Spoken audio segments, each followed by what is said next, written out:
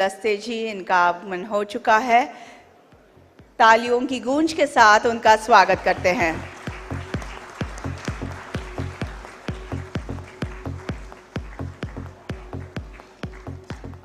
A very warm welcome to Shri Fagan Singh Kulaste ji, Honorable Minister of State for Steel and Rural Development, Government of India, Shri Nagendra Nath Sinha, Secretary, Ministry of Steel, Government of India, Madam Ruchika Chaudhary Govil, Additional Secretary, Ministry of Steel, Government of India, Shri Hemant Sharma, Principal Secretary, Industries Department, Government of Odisha, Shri Subrakant Panda, President FICCI and MD, Indian Metals and Ferroalloys Limited, Madam Soma Mandal, Chair FICCI Steel Committee and Chairman, Steel Authority of India Limited, Shri Bimlendra Jha, Managing Director, Jindal Steel and Power Limited, Shri Jayant Acharya, Co-Chair FICCI Steel Committee and Deputy MD, JSW Steel Limited, Shri Tarun Kulbe, Whole-Time Director and COO, Jindal Stainless Limited, Madam Samita Shah, Vice President Corporate Finance, Treasury and Risk Management, Tata Steel, and Shri Rajiv Maitra, Partner, Deloitte Consulting.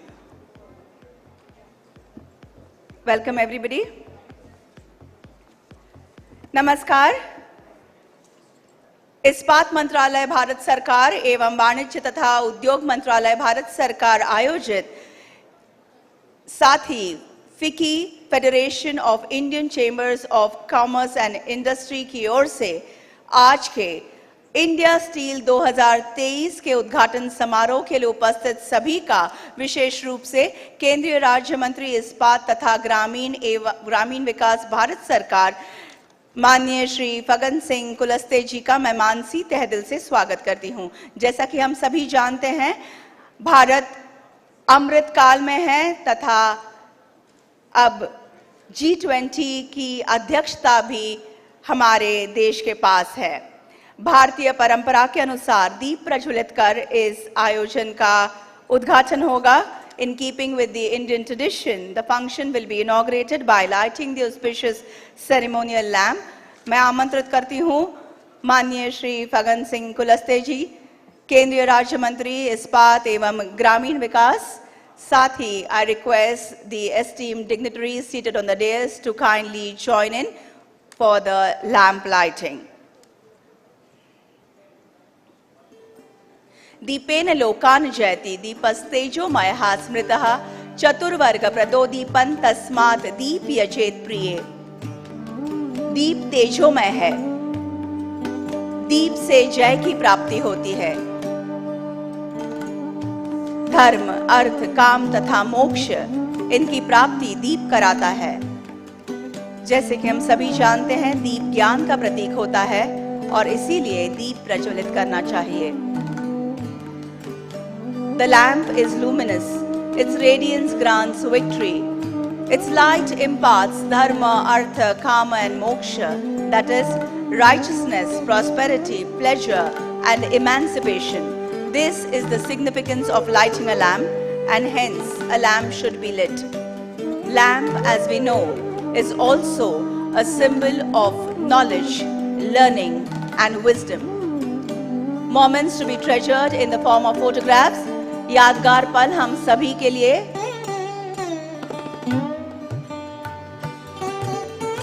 Let us have a resounding of claps as the lamp has been lit.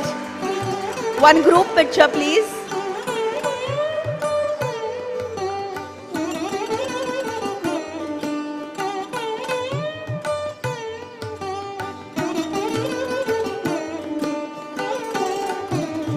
धन्यवाद। दीप प्रज्वलित हो चुका है, समारोह का उद्घाटन हो गया है।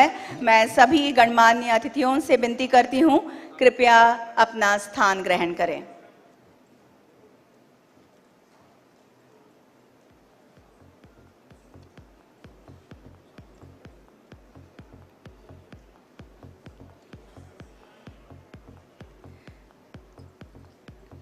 I'll request Shri Subrakant Panda, President FICCI and Managing Director, Indian Metals and Ferroalloys Limited, to greet and welcome Shri Fagan Singh Kulaste ji, Honorable Minister of State, Ministry of Steel and Rural Development, Government of India, with a green certificate as per the tradition of FICCI. हरित प्रमाण पत्र देकर स्वागत किया जा रहा है.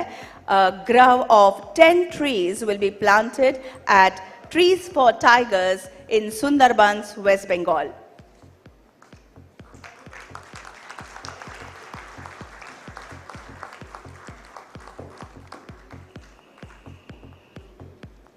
I will request you, sir, to also welcome Shri Nagendranath Sinha, Secretary, Ministry of Steel, Government of India.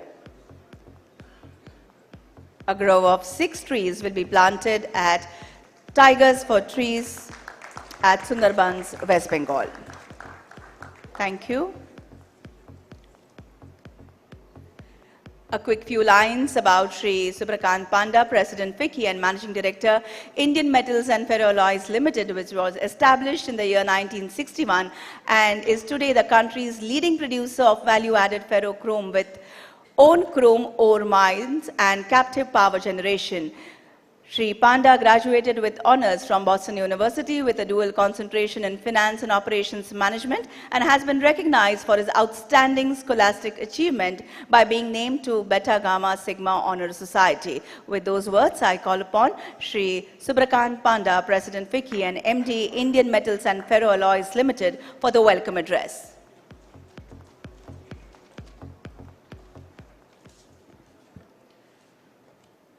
Shri Fagan Singh Kulasteji, Honorable Minister of State for Steel, Government of India, Shri Nagendranath Sinha, Secretary, Ministry of Steel, Shrimati Ruchika Chaudhary Govil, Additional Secretary, Hemant Sharmaji, Principal Secretary, Industries Department, Government of India, dignitaries on and off the dais, captains of industry, ladies and gentlemen. It is indeed a pleasure for me to extend a warm welcome to all of you to the 5th edition of India Steel, which is a unique event, in fact the only of its kind, which is a biennial expo and conference. At the outset, I would like to convey my gratitude to the Ministry of Steel for the opportunity given to FICCI to co-host this event, and also thankful to the Ministry of Commerce and Industry for the support extended to this program. Over the next 3 days, we will have 75 speakers, 235 exhibitors, more than 750 delegates, and over 10,000 visitors to the conference and exhibition. And it is indeed a program on a grand scale, and I'm delighted to be here. As President FICCI, there are many events that I'm called upon to attend, but this is special given that metals and mining is my area, my sector. I know I'm preaching to the choir here in terms of the importance of the steel industry, but let me take a few minutes to talk about it. India has now progressed to becoming the second largest steel producer in the world, with 113 million tons crude steel and 109 million tons finished steel in the period from April 2022 to February 2023, which is the latest data available. And it is also the second largest consumer of steel, with 107 million tons of consumption in the same 11-month period, as compared to 95 million tons in the corresponding period. The sector employs more than 2 million people and contributes 2% to India's GDP. And these are, of course, significant numbers, which is even higher if you take into consideration allied sectors like ferroalloys, sponge iron, etc.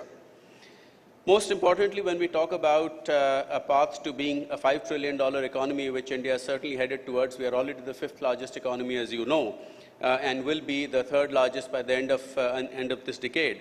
But when we talk about a path to a $5 trillion economy, that involves over 100 trillion rupees worth of investment in the infrastructure sector, especially steel-intensive sectors like housing, construction, etc. It is therefore not incorrect to say that steel is the building block of New India and indeed a vital component in the nation's economic development.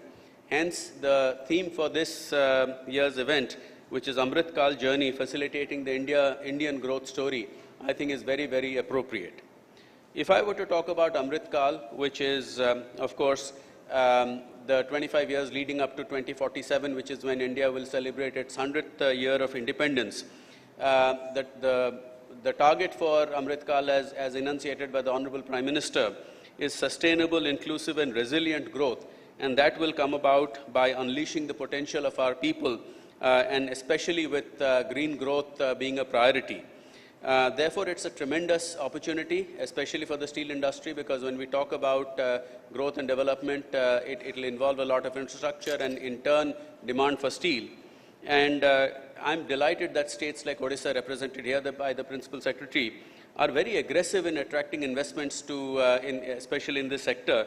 And Odisha is well on its way to becoming the next hub for steel in the country.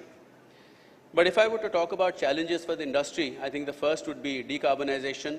Clearly, there is carbon is an integral part of the production process, not just in terms of being used for thermal power generation, coal being used for thermal power generation, but indeed part of the production process.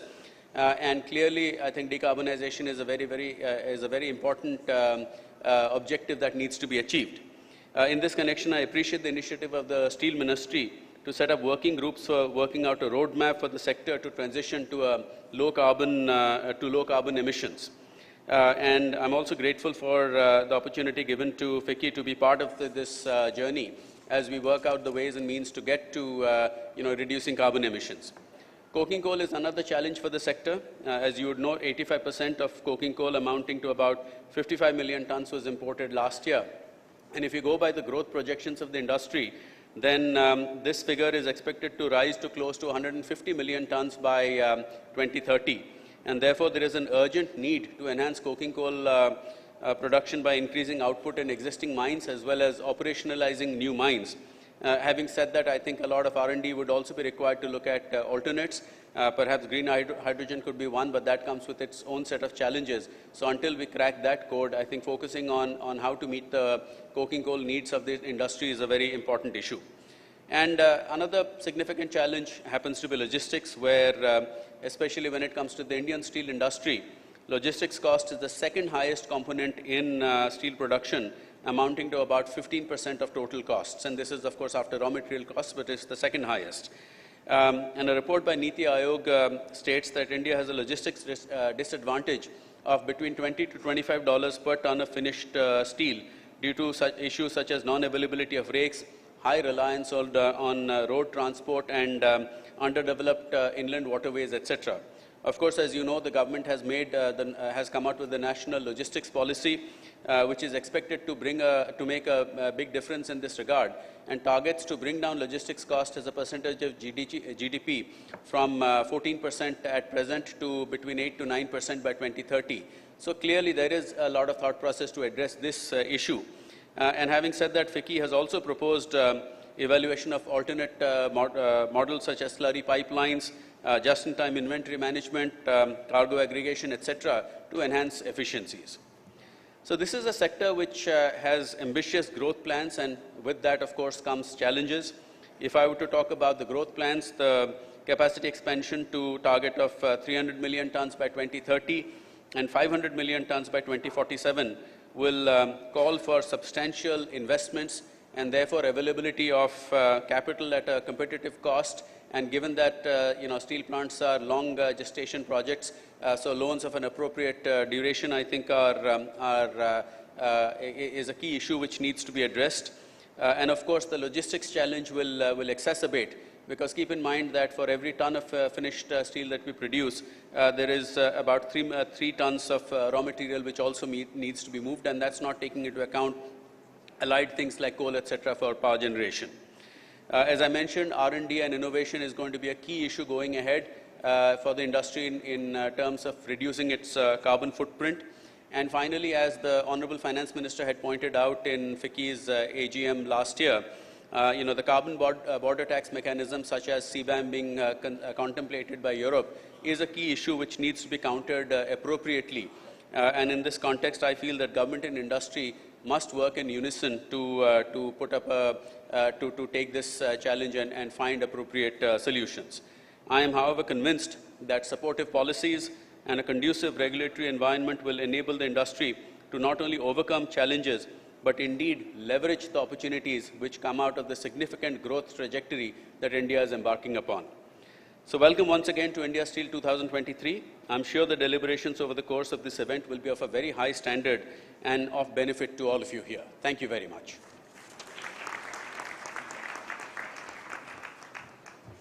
Thank you, sir, for the initial remarks. Ladies and gentlemen, we are happy to have with us Madam Soma Mandal, Chair FICCI Steel Committee and Chairman, Steel Authority of India Limited. Prior to this, she was serving as the Director Commercial of the company. She has over 35 years of experience in the metal industry. She commenced her career as a graduate engineer trainee at NALCO and rose through the ranks to take over the mantle of Director Commercial at NALCO. Recently, she was in the list of 20 women on the 2022 Asia's Power Businesswomen by prestigious Forbes Asia magazine. I request Madam Soma Mandal, Chair FICCI Steel Committee and Chairman Steel Authority of India Limited, for the opening remarks.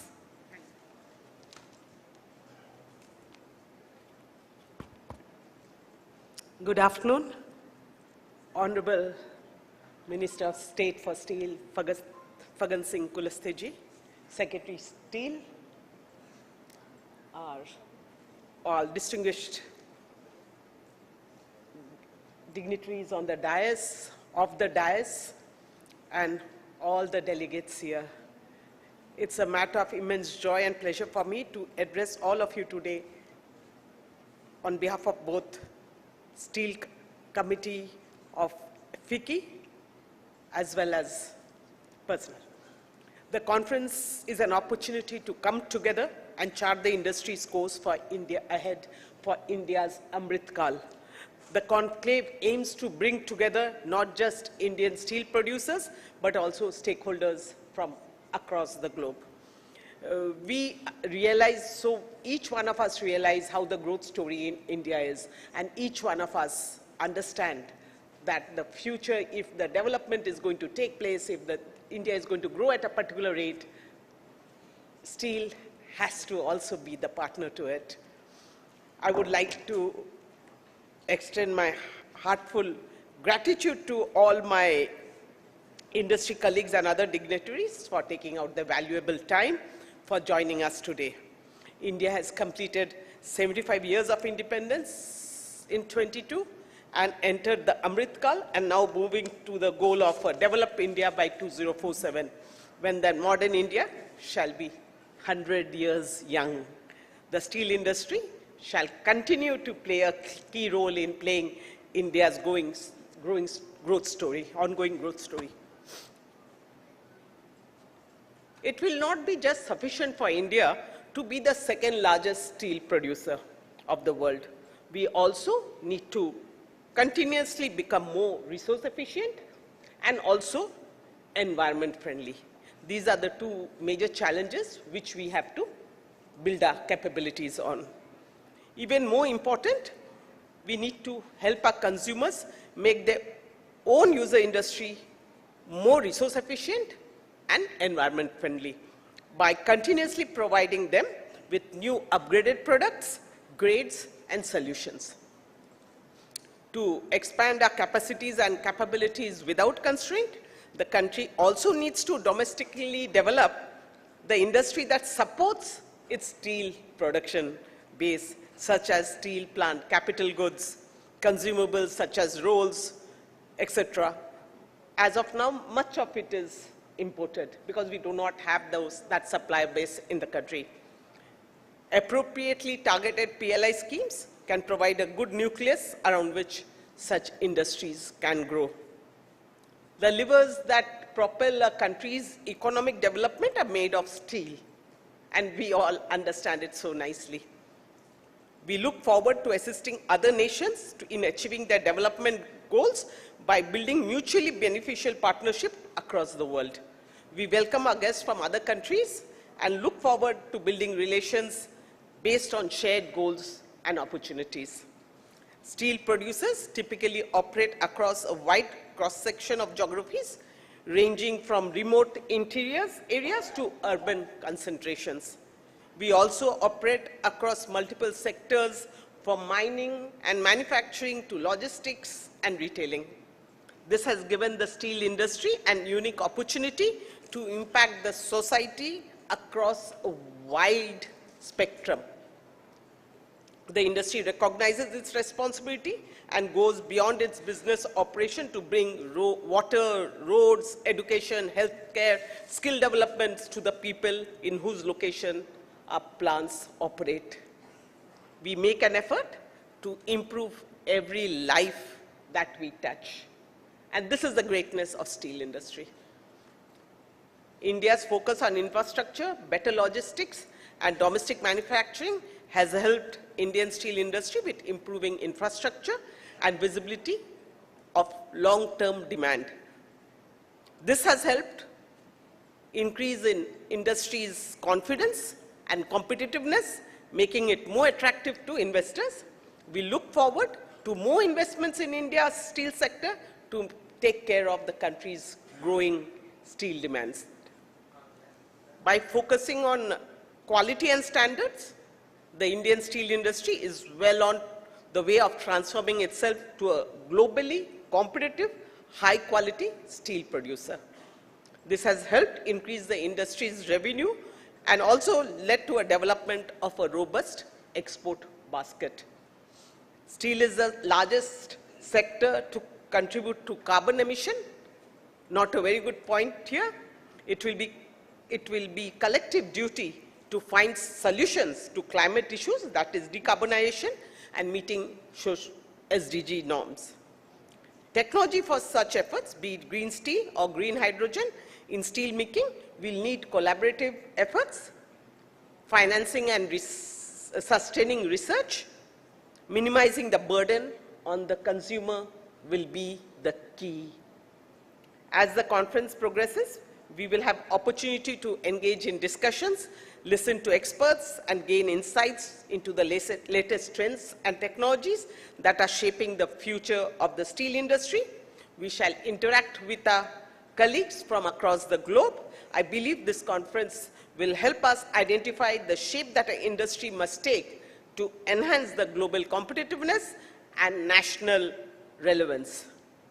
I would like to congratulate all the session speakers, delegates, dignitaries, as well as organizers who have come together for this conference, and I look forward to a fruitful discussion and meaning interaction. Thank you so much.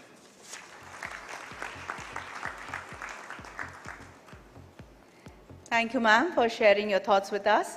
Ladies and gentlemen, we are privileged to have with us Shri Nagendra Nath Sinha, Secretary, Ministry of Steel, Government of India. A senior IAS officer, his previous assignments include Secretary, Border Management, Ministry of Home Affairs, Chairman, NHAI, MD, National Highways and Infrastructure Development Corporation Limited, New Delhi, Additional Chief Secretary, Rural Development, Government of Jharkhand, and Ministry of Rural Development, Government of India.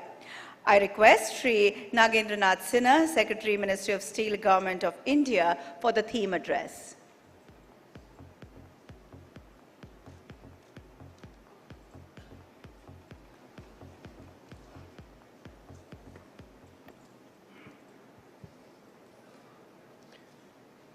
माननीय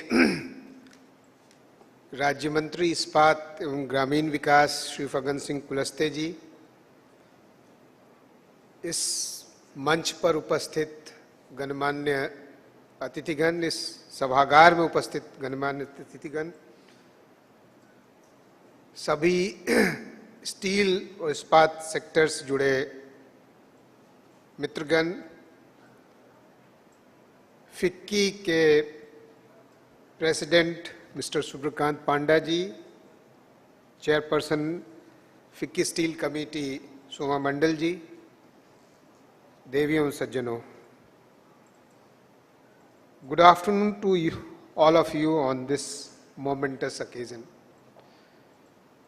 As you are aware that this event is organized every alternate year, and this was last organized in 2019. We missed it 2-yearly cycle in 2021 on account of COVID-related interruptions.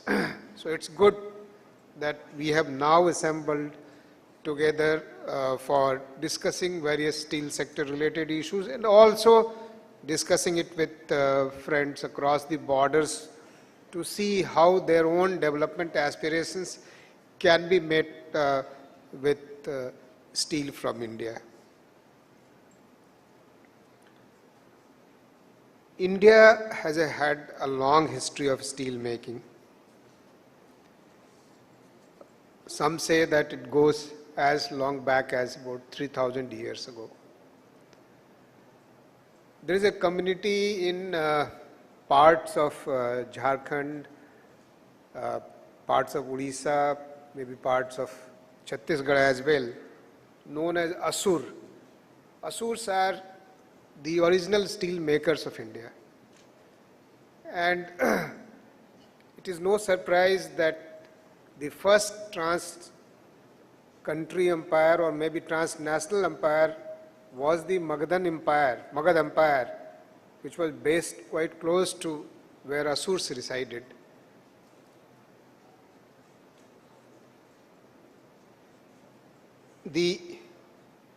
India also made an iron pillar in Mehrauli, Delhi, way back in 4th century AD, which still stands today and it has not rusted.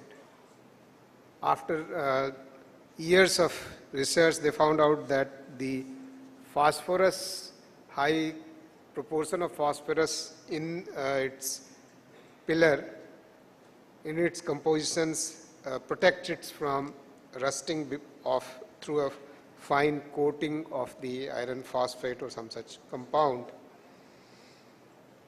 In fact, the Persian hero Rustam always carries the Indian sword made of Indian steel. So that's how a story goes. People say that the steel, high carbon steel that went by the name of wood steel was actually a kind of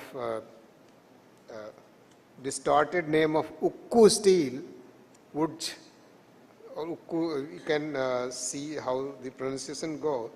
And one of the sidelines of the history also tells us that like what they did to Indian weavers, they also went about destroying the Indian woods manufacturers in southern India. And simultaneously, the British steel making took off in the 1850s. So you can see a lot of similarity, a lot of history that India has, and how India is trying to revive itself in the steel making. We, of course, are one of the fastest growing nations, and that we owe to ourselves through the path and through the resolve that our founders laid before the nation. And it's in the Amrit Kal that we wish to fulfill their ambitions and their goals and their aspirations to get a modicum of economic growth, social progress that meets the decent living aspirations of the people. In this, the steel makers have to play a huge role.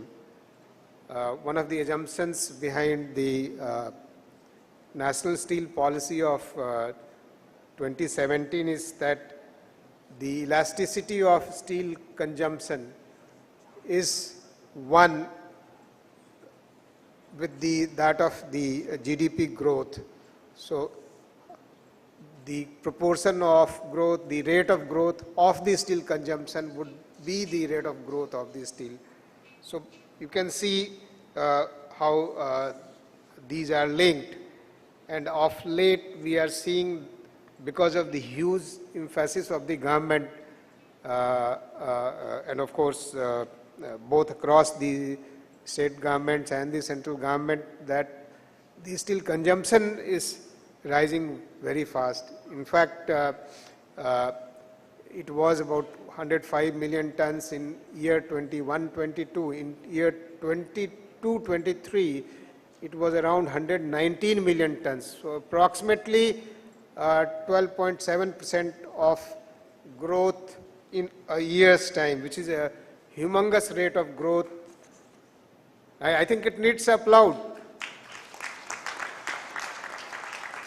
So humongous rate of growth and the way government has prepared its budget and working on all the levers, the growth is only going to accelerate and not be held back. And in this, the steel makers have to play a huge role. As India aspires to become also a great manufacturing nation, wanting to meet the needs of the world and be part of their own supply chains, it also needs to diversify in various items of steel making, various grades of steel making, and that it is doing with a great degree of aplomb, and the country is being assisted in this regard by various incentives and schemes. For example, the production linked incentive scheme, of which the first phase concluded.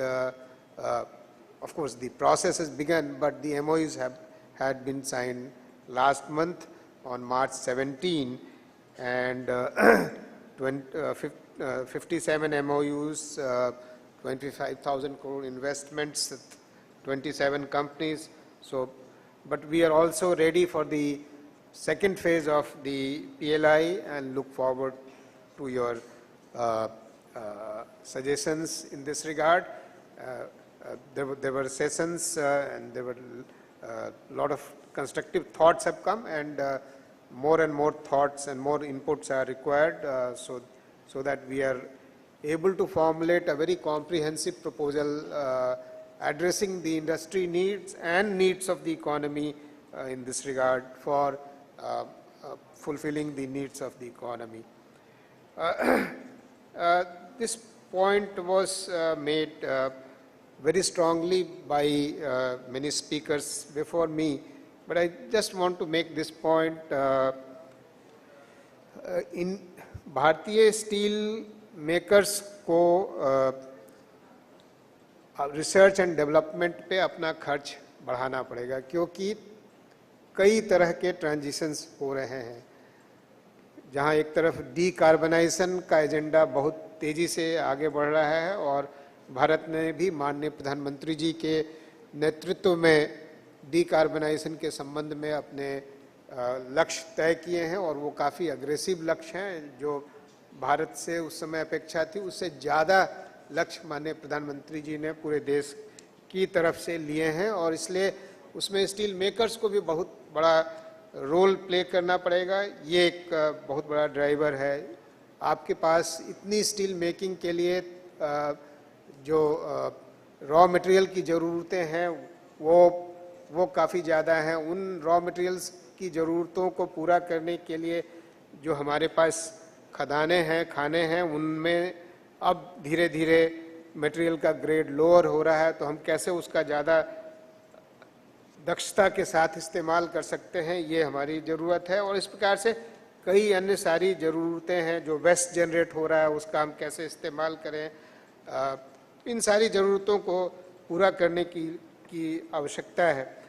पर आज के दिन अगर हम economy के रूप में देखें तो हम जीडीपी का लगभग 0.3% ही इस पर खर्च कर रहे हैं, जबकि जो हाईली डेवलप्ड इंडस्ट्रियल इकोनॉमीज़ हैं वो 2% से भी ज़्यादा खर्च कर रही हैं, और जो लीडिंग इकोनॉमीज़ हैं वो उससे भी ज़्यादा कर रही हैं। यही अनुपात लगभग इंडियन इंडस्ट्री के लिए भी देखा गया है, और इसके लिए इसमें स्टील सेक्टर्स के अलग से आंकड़े नहीं हैं, लेकिन हमें इस पे भी ध्यान देने की ज़रूरत है। और जिन सेक्टरों में जो हमारे small secondary sector steel makers हैं, उनकी भी रिसर्च और डेवलपमेंट की ज़रूरतें हैं, उनको भी हमें पूरा करने की ओर ध्यान देना पड़ेगा।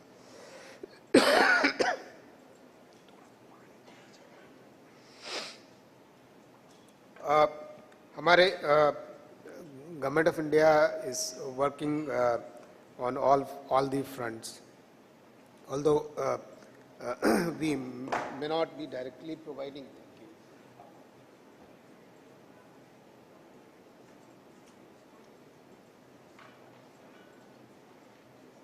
The financial incentives immediately through the budget, but that's what may be coming when National Green Steel Mission gets concluded, for which we are working through 13 task forces. So we may have a lot of financial incentives, but I can tell you that the steel ministry is your friend, and it's always working through various, not only its policies, but with its engagement with various other ministries. For example, Ministry of Mines, Ministry of Coal, Ministry of Railways, Ministry of Environment and Forests, and various other ministries on any issue that is brought to its notice. And this process has been enhanced by the various advisories committees that the Honorable Minister has concluded relating to the ISPs, relating to the secondary steel sector industries, and that we will continue to carry forward this engagement so that your needs are met, and through you the needs of the economy and the people and their aspirations get met. The issue of the circular economy is an important one, and the steel is ideally suited to be manufactured, reused, recycled. We have about 1/4 of the steel sector utilizing the scrap either through domestic sources and partly about 1/4 from the imported.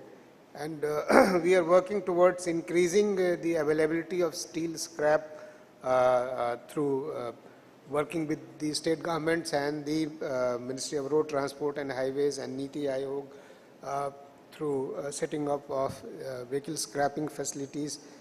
We will also be working with the Ministry of Environment and Forest for ensuring that the steel scrapping opportunities available through white goods and other such industrial goods are also explored and utilized.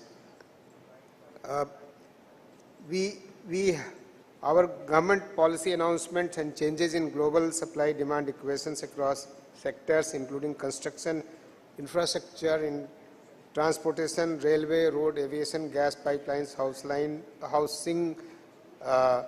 The sector is expected to witness significant growth in the coming years due to increase in investments in infrastructure and industrial production that will drive the demand for these steel sectors.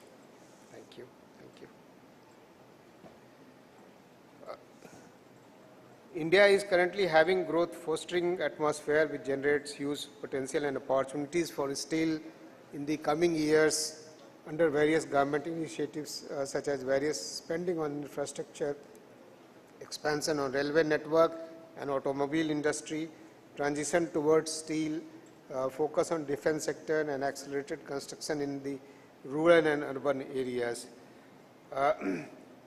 I believe that through the discussion and inputs from esteemed dignitaries, industry experts and professionals, we will be able to achieve the prime objective of this mega show and perceive a vision for the industry up till 2030 and 2047, and through about 20 sessions deliberate on the growth drivers that are critical for the Indian steel industry.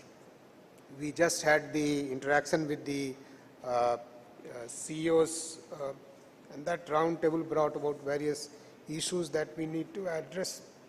I don't need to repeat them. Many of them have been mentioned by previous speakers and myself as well.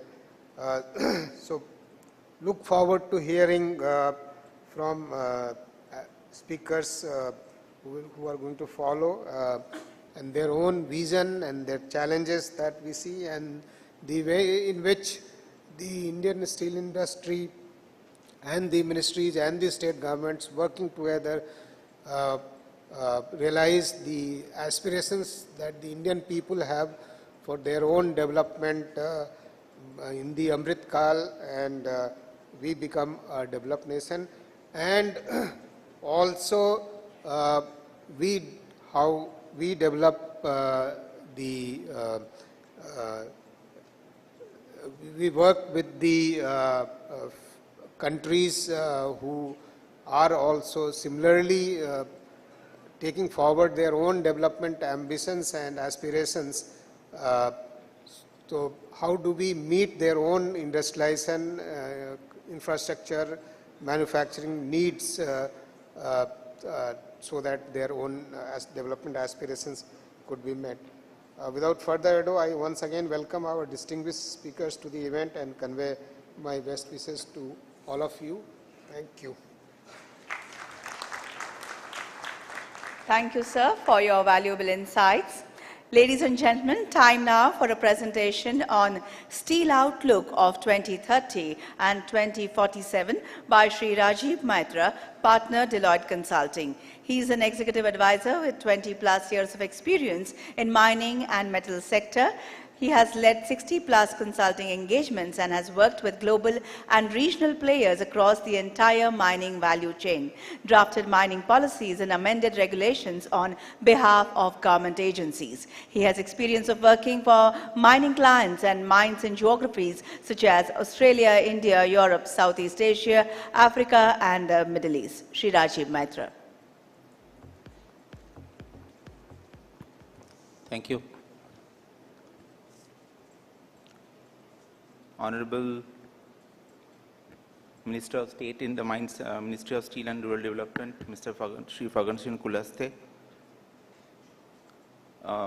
Sri Nagendra Nath Sinha, Secretary, Ministry of Steel, Sri Shubhrakant Panda, President FICCI, Managing Director IMFA, Shoma Mandal, Chair FICCI Steel Committee, distinguished guests on and off the dais, ladies and gentlemen, it's a great pleasure to be here, and it is a biennial event. It's like a, I would say, a celebration of the steel industry, and on behalf of Deloitte, I'd like to thank all of you for this opportunity. So I'd not like to take much of your time, but it's a very short presentation. Can I have the presentation? So before I start, a couple of data points. Like in the last 1 week, there were 2 data points. One is on 14th of April, India became the most populous country in the world. It overtook China. And in terms of average age of India is around 29 years. China is around 39. Japan is around 49. And also, if you look at yesterday or day before, the short range outlook for the World Steel Association came out, which said that the world has contracted from a steel, I would say, consumption and production point of view. Next year, the 2023 outlook is India is going to grow by around 7%, 7.5% by consumption. China is going to grow by around 2%. China contracted in the last 2 years. Next year, China is going to grow by almost negligible, 0%. So this is going to be India's decade, and it has been told umpteen number of times by various analysts, various, I would say, economists like IMF, etc. So this is India's decade, and India is in a bright spot in terms of in the global economy. One is, of course, demographics is going to play a very important role. India is a young country, so young population. That's a favorable demographics. But also from a GDP potential, it's going to be double in the next 8 to 10 years. Because the per capita consumption is going to grow, and people will have more disposable income to spend, and spend more on steel also. Also in terms of from a manufacturing point of view, which is very important, because as we have more manufacturing, we need more steel. So, India is going to be the factory of the world going forward. And growing, I would say, belief in the world is that there needs to be a China plus one policy. In a multipolar world, exports is going to be more, and India's share in exports is going to grow. So there's a Morgan Stanley report which came out last November, which says India is going to have a significant share of exports in the next decade. And last is, of course, looking at energy transition and access to energy. That's going to reduce the dependence on imported fuel, and thereby our balance of accounts is going to go very positively. And last is, of course, digitalization of the economy. Because today, if I talk about UPI transactions on India stack, today we are doing almost 26 crores of transactions per day. And I think the RBI governor said recently that India is going to have almost 1 billion transaction going forward. So there is a lot of potential, lot of growth, and thanks to the government policies, India is going to have a significant boom in the next 25 years, which is Amrit Kal. Next, please. From a steel industry point of view, I mean, in terms of this year, we are going to have almost 125 million tons of crude steel production, that's the estimate, 160 million tons of capacity as per the latest number. And from a steel demand point of view, last year was almost 105 million tons. This year going to grow by around 8%, so around 114, 150 million tons of consumption. Primarily driven by growth drivers. One is, of course, per capita. So as I said, young population, per capita steel consumption is 77, 76 kgs. Global average is 225, 220 kgs. So there's a lot of potential. And, in terms of infrastructure spending, because if I look at the steel consumption, 62% of steel goes into infrastructure and construction. So clearly, I think there's a lot of government spending happening. Government announced almost 10 lakh crore of infrastructure spending in the current budget, which is around 3.3% of GDP. So that's going to be a tremendous boost. Plus the PLI schemes. We have seen PLI schemes, impacting various sectors and a trickle-down effect on the, on the steel industry.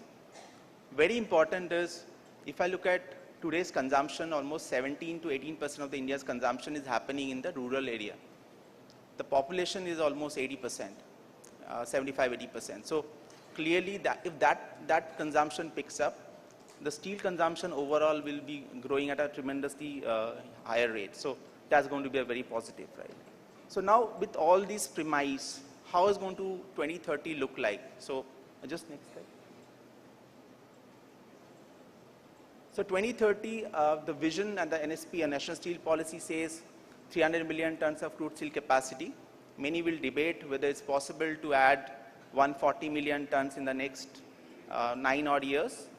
That's up to, I would say, a debate, and perhaps we can do that. But very important is there are certain very underlying themes which are there. One is, of course, there is a strong push towards sustainability, and sustainability is a core theme that we are seeing everywhere it's playing. In terms of circularity, we are looking at decarbonization, carbon capture, energy transition. This is playing a very important role.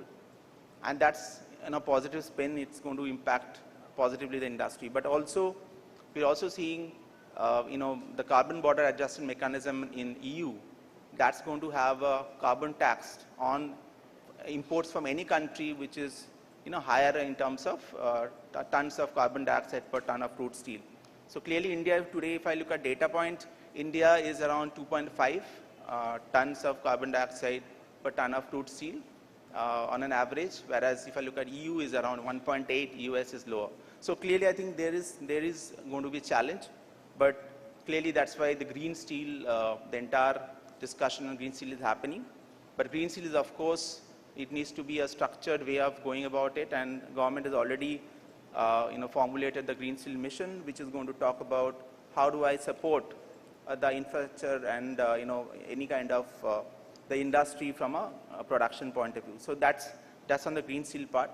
But also, if I look at some of the other imperatives from a 300 million tons capacity, 250 million tons of steel production, we also need around 437 million tons of iron ore. Now today, if I look at today's, the total production of iron ore in India is around 255 million tons here and there. And there clearly, I think one of the challenges we are facing is one, in terms of low-grade iron ore, how do we use it? The second is the transportation, because it was said by speakers before, for transporting every ton, every ton of steel, essentially we are also involving 3 tons of iron ore involved. So it's 4 tons of material. So unless we have logistics developed, so we need to have an integrated logistics plan or mission. Recently, Deloitte has been helping Ministry of Coal for the coal logistics plan for India. Similarly, if we can have a steel logistics plan where we look at how do I minimize my transportation of steel and associated raw materials. Maybe we can look at alternate routes like inland waterways. We can look at alternate routes like slurry pipelines. People mentioned about it before. Again, our raw material availability is going to be a key challenge. 2030, the captive leases will expire. So, how do I expedite new iron ore blocks, and auction it quickly? How do I have more steel scrap recycling? Today, the availability is a challenge. So, having more scrap recycling center is going to be one of the key figures. And lastly, of course, looking at the market evolution in terms of demand domestically as well as exports. How do I have policies to support exports? So one of the suggestions in the CEO conclave was that can we have a scheme which kind of refunds all the embedded duties and taxes in my steel products. This was already done for other chapters in the in trade, so that can be looked at from a steel point of view. And of course, demand penetration is going to be very important. And last is not to mention that capability development. So capability development from a skilling, from a R&D point of view, but also the secondary sector. Because if I look at today, the steel production, almost 65–70% is by the integrated steel producers. Rest of them are by the secondary steel producers. Unless we pick them up, that entire volume will not kind of be additive or value accretive to the Indian steel sector. So that's important. Next slide. So if I look at 2047, so this is how we are envisaging the 2047 landscape. So we are looking at a 500 million tons of crude steel capacity. Its per capita consumption is going to be around 220 to 225 kg per capita. We are looking at net zero, and also very important is if I look at India, of course we have domestic demand, but probably for our 500 million tons, we need to have a export orientation also more prominent. And can India be a steel manufacturing hub of the world? Because one is, of course, if I look at China, they are going to focus more on the domestic market and less on exports because of various challenges. Plus the property sector of China is also not going to be doing well because of the crisis.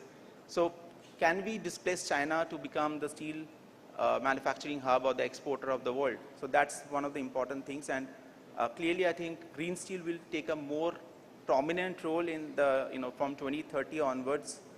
We are looking at disruptive steel technologies, be the negative emission technologies, be the novel steel making processes which are going to be less carbon consumption, green hydrogen, and in terms of alternate, I would say feedstocks.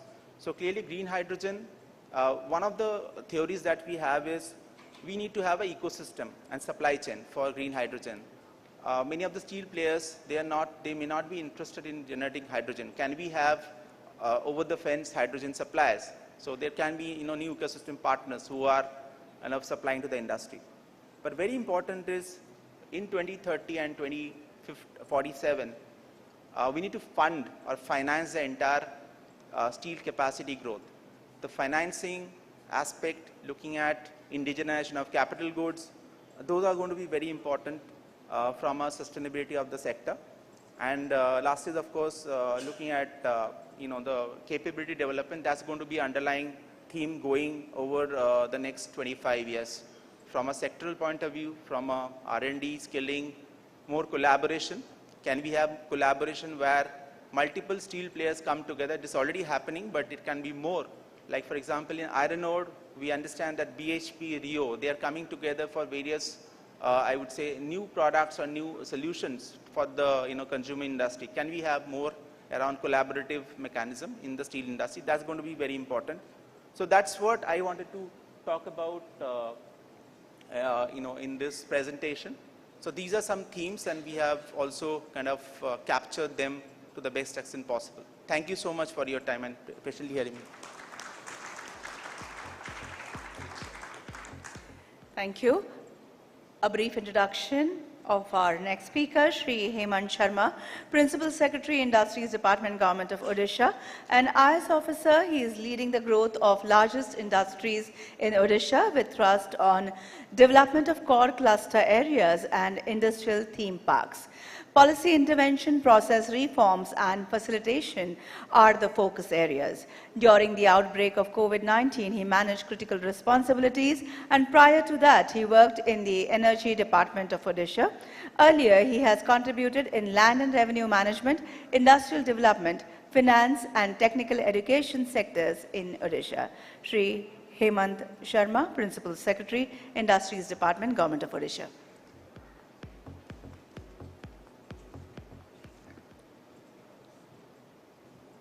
आज के मुख्य अतिथि मान्यवर केंद्रीय मंत्री महोदय,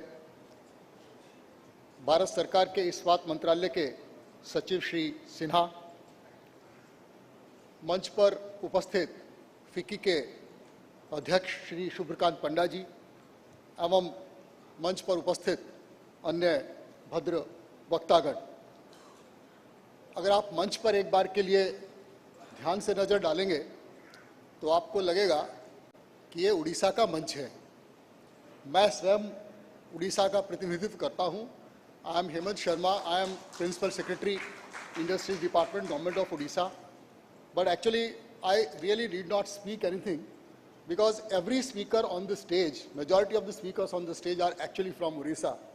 आप उधर से नजर डालेंगे, समिता शाह जी टाटा स्टील उड़ीसा में 30 मिलियन टन, श्री खुलबे जी जिंदल स्टेनलेस स्टील उड़ीसा में 1.6 मिलियन टन, सोमा मंडल जी उड़ीसा राज्य में राउरकेला में स्टील बनाने की शुरुआत सेल ने की, Shri Subhrakant Panda ji IMFA, all investments in Orissa in ferro alloy sector, हमारे जयंत जी जो जिंदल JSW को रिप्रेजेंट करते हैं। इस समय विश्व का सबसे बड़ा स्टील प्लांट, विश्व के सबसे बड़े पोर्ट के साथ उड़ीसा राज्य में निर्माण करने जा रहे हैं। श्री झा विश्व का दूसरे नंबर का सबसे बड़ा स्टील प्लांट राज्य में हमारे निर्माण कर रहे हैं। तो ये मंच भारत सरकार के साथ साथ उड़ीसा का भी मंच है और यहाँ उपस्थित जितने भी स्टील सेक्टर के व्यक्ति हैं, मैं आपसे निवेदन करता हूँ कि आप एक बार उड़ीसा राज्य की तरफ अगर नज़र डालेंगे तो आपको लगेगा कि steel and Orissa are synonymous with each other. ऐसा क्यों है, इसका क्या कारण है? आज अभी जो मंच पर एक प्रेजेंटेशन किया गया, भारतवर्ष में स्टील सेक्टर की स्थिति 2022 में क्या है, 2030 में क्या होगी और 2047 में क्या होगी। मैं आपका ध्यान आकर्षण करना चाहता हूं कि उड़ीसा राज्य में आज से 23 साल पहले वर्ष 2000 में स्टील मेकिंग की क्या स्थिति थी। वर्ष 2000 में उड़ीसा राज्य में 3 मिलियन टन स्टील बनती थी। आज 33 मिलियन टन स्टील उड़ीसा राज्य में बनती है। कुछ तो हमने ऐसा किया होगा कि वहां पर आज स्टील सेक्टर में इतनी उन्नति की। और 2030 में और 2047 में जब भारतवर्ष में भारत सरकार के नेतृत्व में स्टील सेक्टर इतनी उन्नति करेगा, इतनी तरक्की करेगा, उसका लगभग आधा भाग, लगभग 50% स्टील उत्पादन उड़ीसा राज्य में ही होगा। उसका कारण है, उसके 4 कारण हैं।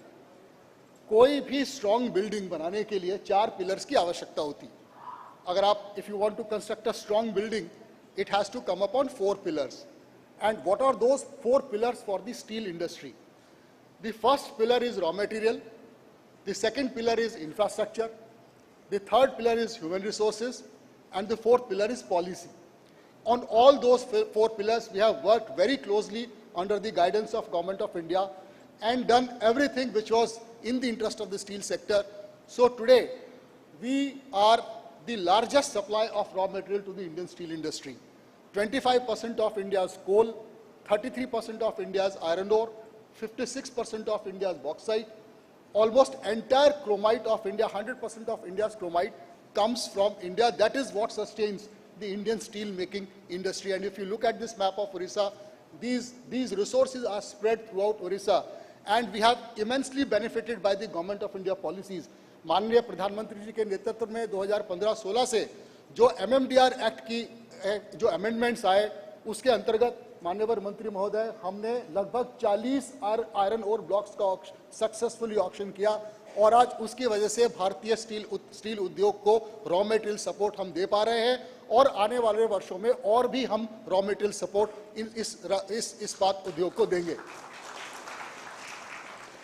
Now, because of this availability of raw material, today we are the largest manufacturer of steel, largest manufacturer of stainless steel, and in the years to come, this leadership will only grow. Why?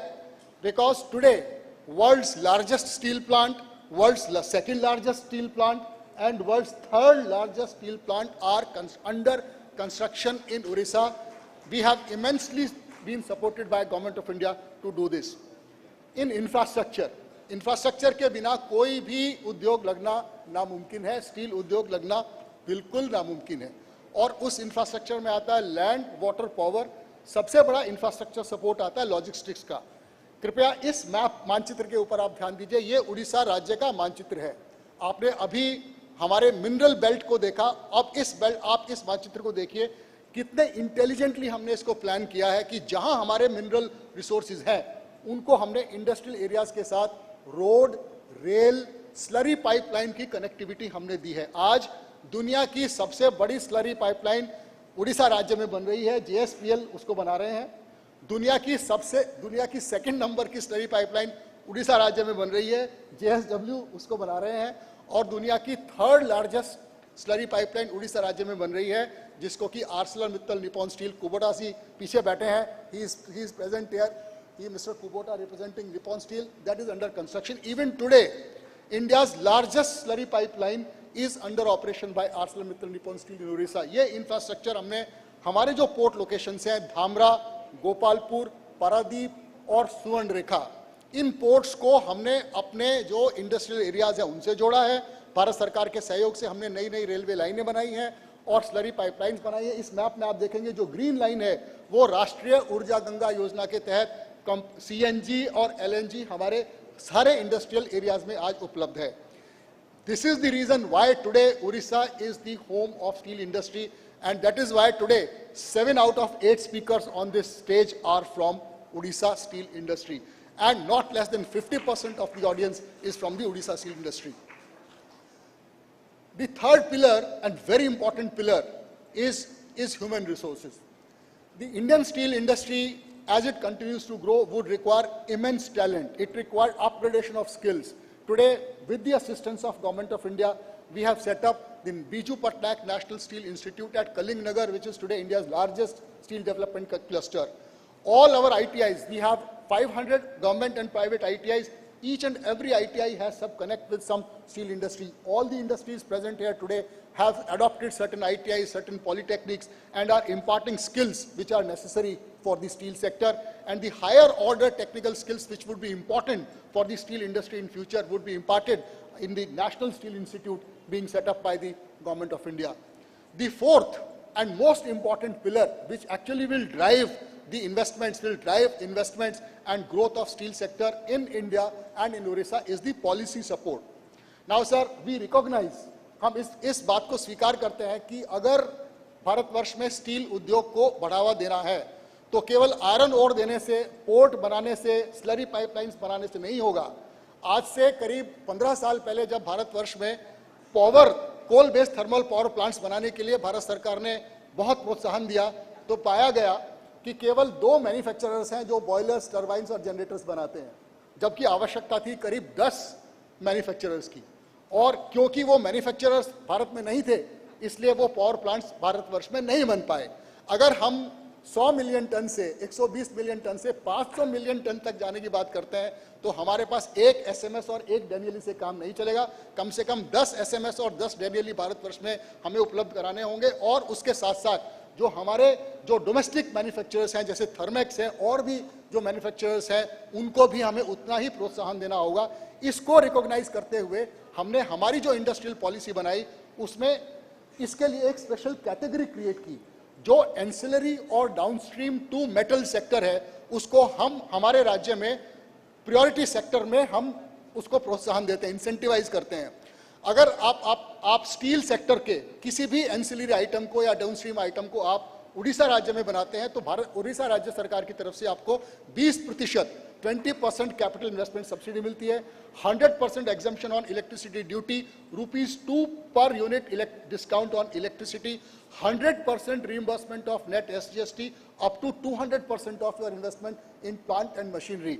हमने KPMG और PwC के माध्यम से एक study कराई जिससे कि ये प्रमाणित हुआ कि अगर स्टील के एंसिलरी और डाउनस्ट्रीम सेक्टर में कोई इन्वेस्टमेंट उड़ीसा राज्य में करता है तो लगभग 7.2% EBITDA गेन उसको केवल हमारे पॉलिसी सपोर्ट से मिलता है। मैं आप सब लोगों को आमंत्रित करता हूं, आप उड़ीसा राज्य के आइए और देखिए कि हमने स्टील सेक्टर को, स्टील उद्योग को प्रोत्साहन देने के लिए जो इकोसिस्टम क्रिएट किया है, ये 4 पिलर्स पर, पहला रॉ मटेरियल, दूसरा इंफ्रास्ट्रक्चर, तीसरा ह्यूमन रिसोर्सेज और चौथा पॉलिसी। इसमें आप हमारे साथ सहयोग कर सकते हैं। और भारत सरकार की जो PLI स्कीम है, PLI 1 और PLI 2 अभी जो आने वाली है, उसमें अगर आप सक्सेसफुल होते हैं और उस स्कीम के बेनिफिट्स के साथ अगर आप उड़ीसा राज्य में अपना उद्योग लगाते हैं तो लगभग 70% आपके इन्वेस्टमेंट का 70% केवल सरकार की तरफ से आपको वापस मिलता है। इतना हम इस सेक्टर को अपने यहाँ उत्साहित करना चाहते हैं। Last point sir, we stand committed to provide all timely assurances and assistance to this industry. ये हमारा आपके लिए कमिटमेंट है। स्टील सेक्टर के लिए 30 acres of land in 30 days, 50 acres of land in 50 days, 100 acres of land in 100 days, with factory gate availability of 60 feet road, 33 kV power upgraded to 132 kV, and water at government cost. ये steel के ancillary और downstream sector के लिए हमारी तरफ से आपको commitment है। कृपया आप उड़ीसा राज्य की तरफ ध्यान दीजिए। हम और आप भारत सरकार के नेतृत्व में मिलकर इस उद्योग को भारतवर्ष में बढ़ावा देंगे। धन्यवाद।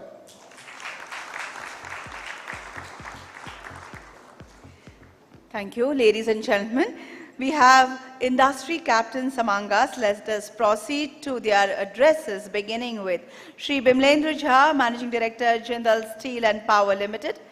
He has served in the steel industry for over 3 decades and has held multiple leadership positions, including CEO Tata Steel UK, Chairman Tata Steel Europe Long Products, Executive Director on Board of Tata Steel Europe, and CEO and MD at Ambuja Siemens Limited. I invite Shri Bimlendra Jha, Managing Director, Jindal Steel and Power Limited.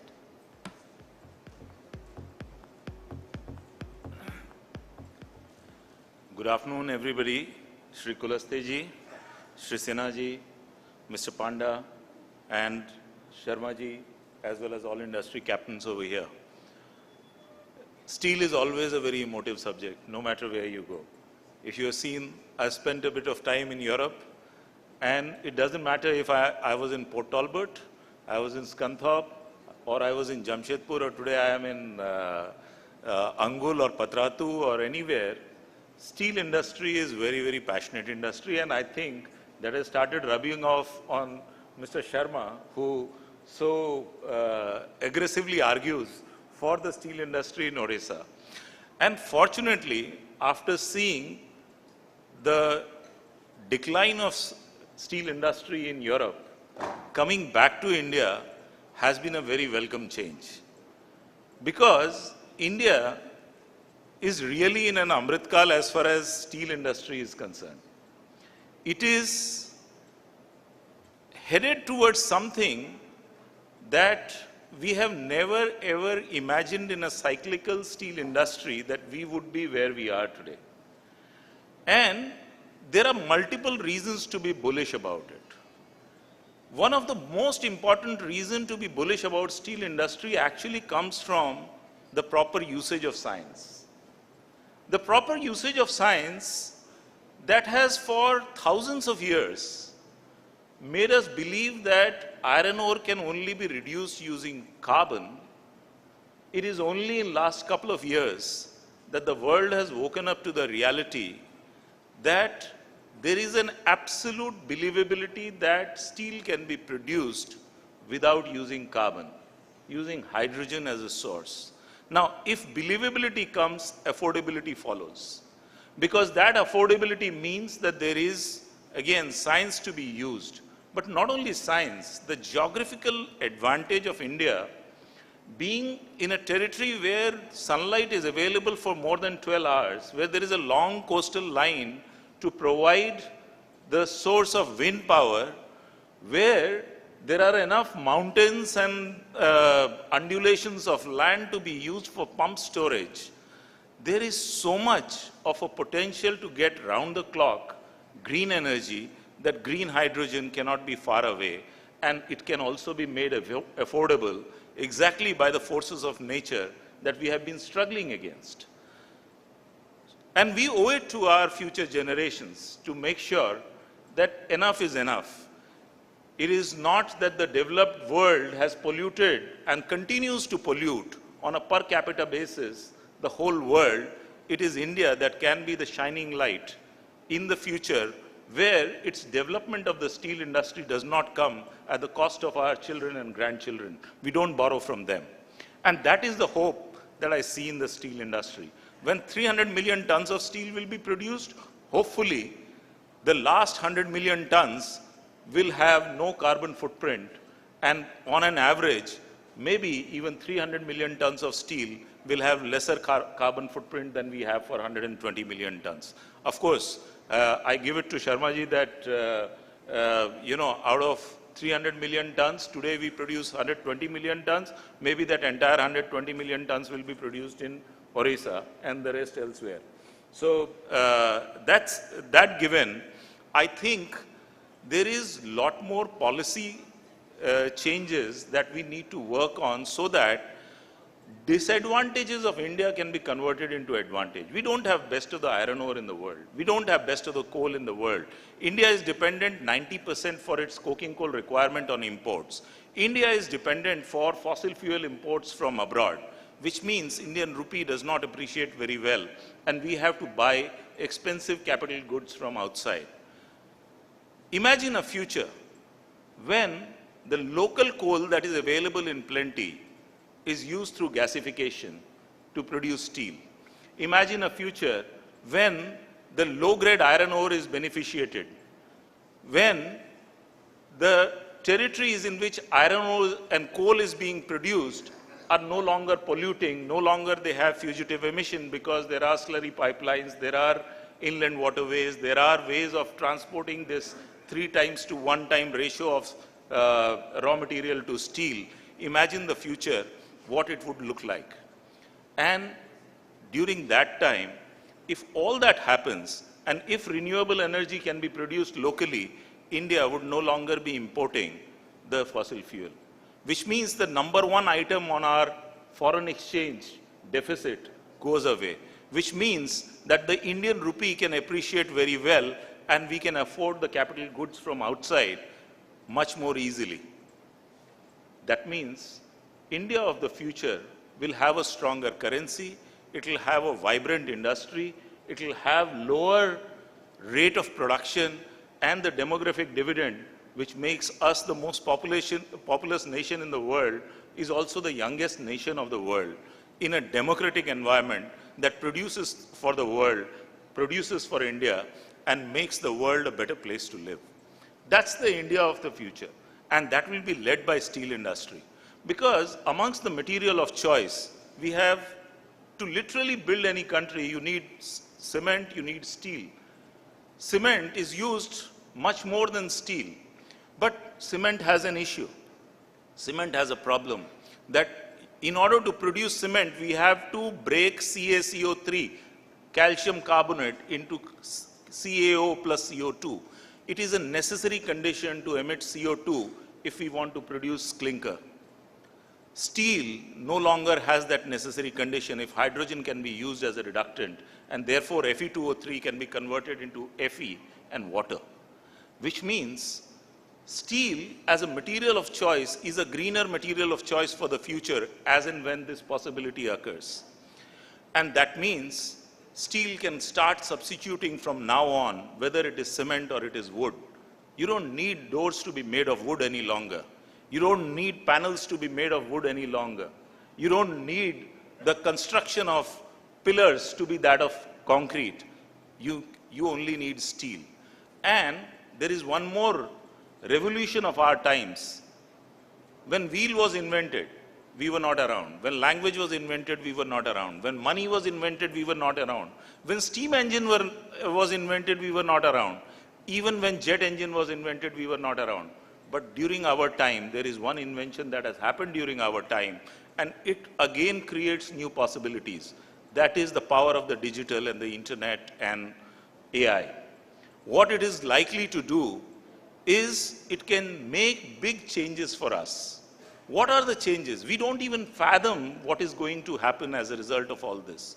Let's imagine that today land reforms everybody talks about, but if you want to set up a big industry, you need big land.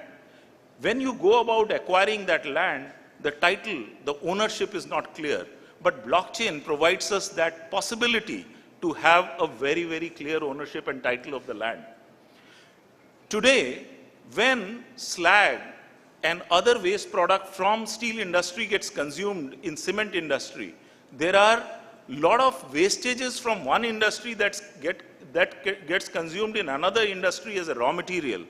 Only one industry pays the penalty for entire carbon taxation on that. Imagine a future where the blockchain allows a green coin to transmit that value of carbon credit through that green coin. Not just carbon credit, but any type of credit, including SOX, NOx, anything else.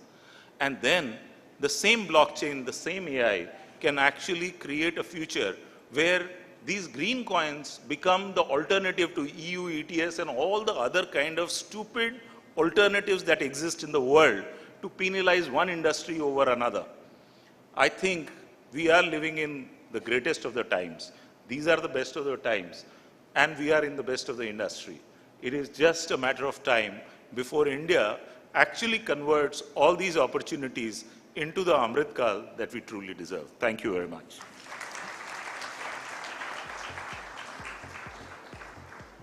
Thank you. And next is Sri Jayant Acharya, Deputy Managing Director and Member of the Board of JSW Steel Limited and Co-Chair of FICCI Steel Committee. He started his career with Steel Authority of India and has worked for several large business houses in India in various capacities. He has an experience of more than 3 decades in the metals and mining space and has played a pivotal role in the growth of JSW Steel through organic and inorganic routes. I invite Sri Jayant Acharya, Deputy MD and Member of the Board of JSW Steel and Co-Chair FICCI Steel Committee.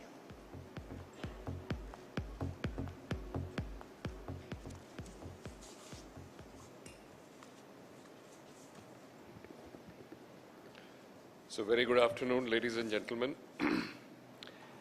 Honorable Minister of State, Ministry of Steel and Rural Development, Shri Fagan Singh Kulaste, Shri Nagendra Nath Sinha, Secretary, Ministry of Steel, Madam Ruchika Govil, Additional Secretary, Ministry of Steel, Mr. Shubhrakanta Panda, President FICCI and Managing Director, Indian Metals and Ferroalloys, my fellow dignitaries on the dais, off the dais, ladies and gentlemen.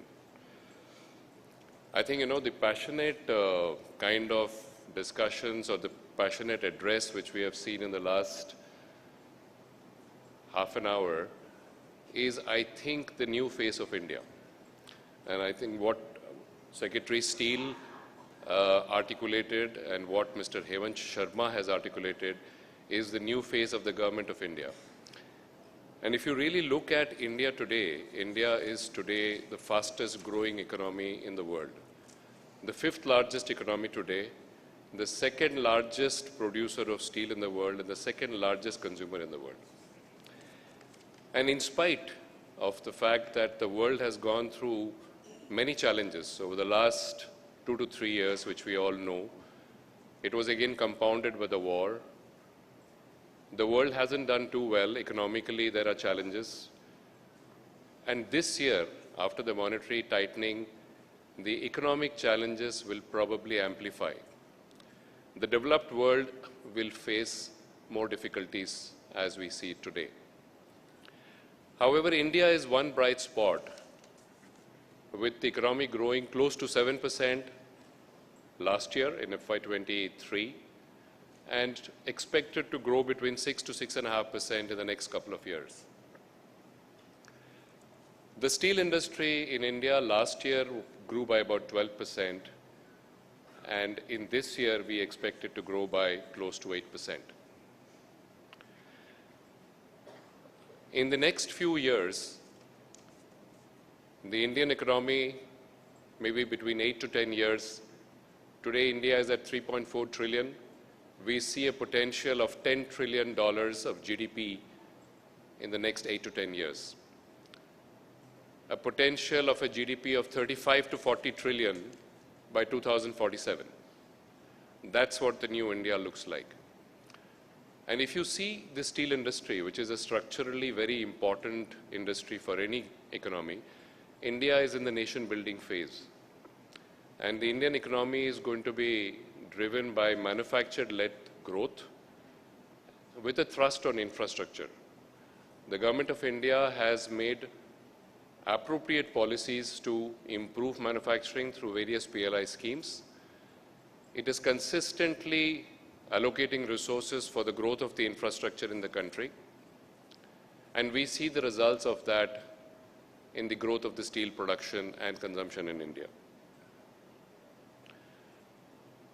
In the next few years, by 2030, the Indian steel industry is expected to be a 300 million ton industry, with a production in the range of 250 million and a consumption in the range of 230 million tons. Not an easy task, and we have challenges ahead as we move into this trajectory. Decarbonization, as some of my colleagues and fellow speakers have already highlighted, decarbonization is one of the key factors today and a key concern today as we grow the steel industry in India. However, we need to understand that the path of decarbonization for different countries will be different. The developed world has been responsible for most of the emissions today. And therefore, in the Paris Agreement, it has been laid out that we will have common but differentiated responsibilities. So therefore, the developed world will have to shoulder a higher responsibility with respect to the reduction of carbon emission than what a developed or developing country would be. So therefore, there is a need for the government to engage with countries or with geographies such as the European Union, who wants to institute carbon border adjustment mechanism. We need to highlight that we would follow the nationally determined contribution as agreed in the Paris Agreement, and we will follow the path as determined and committed by India. The second most important, I think, which Mr. Hemant Sharma also rightly alluded to, is raw material. Now, for India, we are blessed with a very rich mineral reserve in the country. We have a natural, large domestic market. We have available manpower in the country at competitive cost. It is important for us to make sure that we now start making available that raw material in a timely manner to the industry so that this growth can be achieved. So in iron ore, we would request that the existing mines should enhance production. Number two is that we should auction more mines in a timely manner. Number three is that we should incentivize use of low grade and waste grade iron ore, which is there in the country, so that the resource efficiencies can be improved. And the next target, I think I would put to my colleague who is here from NMDC, and I think it's very important that NMDC in the next 5 to 6 years should produce 100 million tons for the Indian market. The next important raw material for us is coking coal. Now, India is the largest importer of metallurgical coal in the world today at 75 million tons. And going by the pace of the growth, we will double this consumption in the next 7 years. We are dependent on import today. Apart from being a high forex outflow for the country, the current methodology of pricing by this coal index is illiquid and lacks transparency. India is exposed and vulnerable to high cost due to this high coking coal prices in the world. However, India has rich coking coal reserves. It's therefore important for us to use our domestic coal and maximize this usage.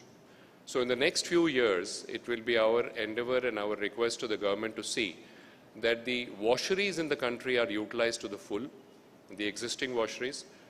Policies are made, appropriate policies are made so that new washeries are set up and coal linkages are provided so that the coking coal, the metallurgical coal which comes out of the washery is used for steel making and the middlings are supplied to the power industry. This would be the best use for the domestic coal in the country. The third is our cost of logistics, and I think we have already discussed that, very high cost of logistics. Secretary Steele pointed out in our earlier meet that it's 14% of the GDP as against almost half of that at the cost in the rest of the world. We need to reduce cost. So therefore, slurry pipeline, which many of our steel colleagues and us at JSW Steel have also started, I think there is a need to facilitate that because it's an environmentally friendly initiative for reducing logistics cost and transporting seamlessly to the plant. We also need to make more railway wagons available, and therefore private sector participation in railway wagons like the GPWI scheme, which was there for some time and has been put in moratorium for 2 years, I think should be revived. India is also a very large domestic market and therefore vulnerable to imports. In the last year, we have seen imports rise by 45%. India does not have any trade barriers, and therefore it is important for us to have trade mechanisms which can be timely enacted, and we should remove the lesser duty rule so that we are not exposed to predatory and unfair trade. India also has a large opportunity to export. Today we have the mineral resources, we have the manpower, as we said, we have the latest technologies because we are putting up steel plants today compared to the rest of the developed world which have put it 30, 40, 50 years back. We are putting in the latest technology and the state-of-art products which are coming out from the country. So therefore, high-quality steel can actually go to the world. It is therefore important for us as a policy initiative to make sure that the taxes and duties, non-creditable taxes and duties, which are embedded in the exports, we have a scheme under RODTEP and steel should be included. I think if we take care of these initiatives, India is extremely well placed to take advantage of the growth of the economy in the next decade and going to 2047. And we at the steel industry are very bullish about the future of the steel industry in India. Thank you very much and have a very good interaction at the India Steel Conference. Thank you. Thank you. And next I invite Shri Tarun Khulbe, Whole-Time Director and COO, Jindal Stainless Limited.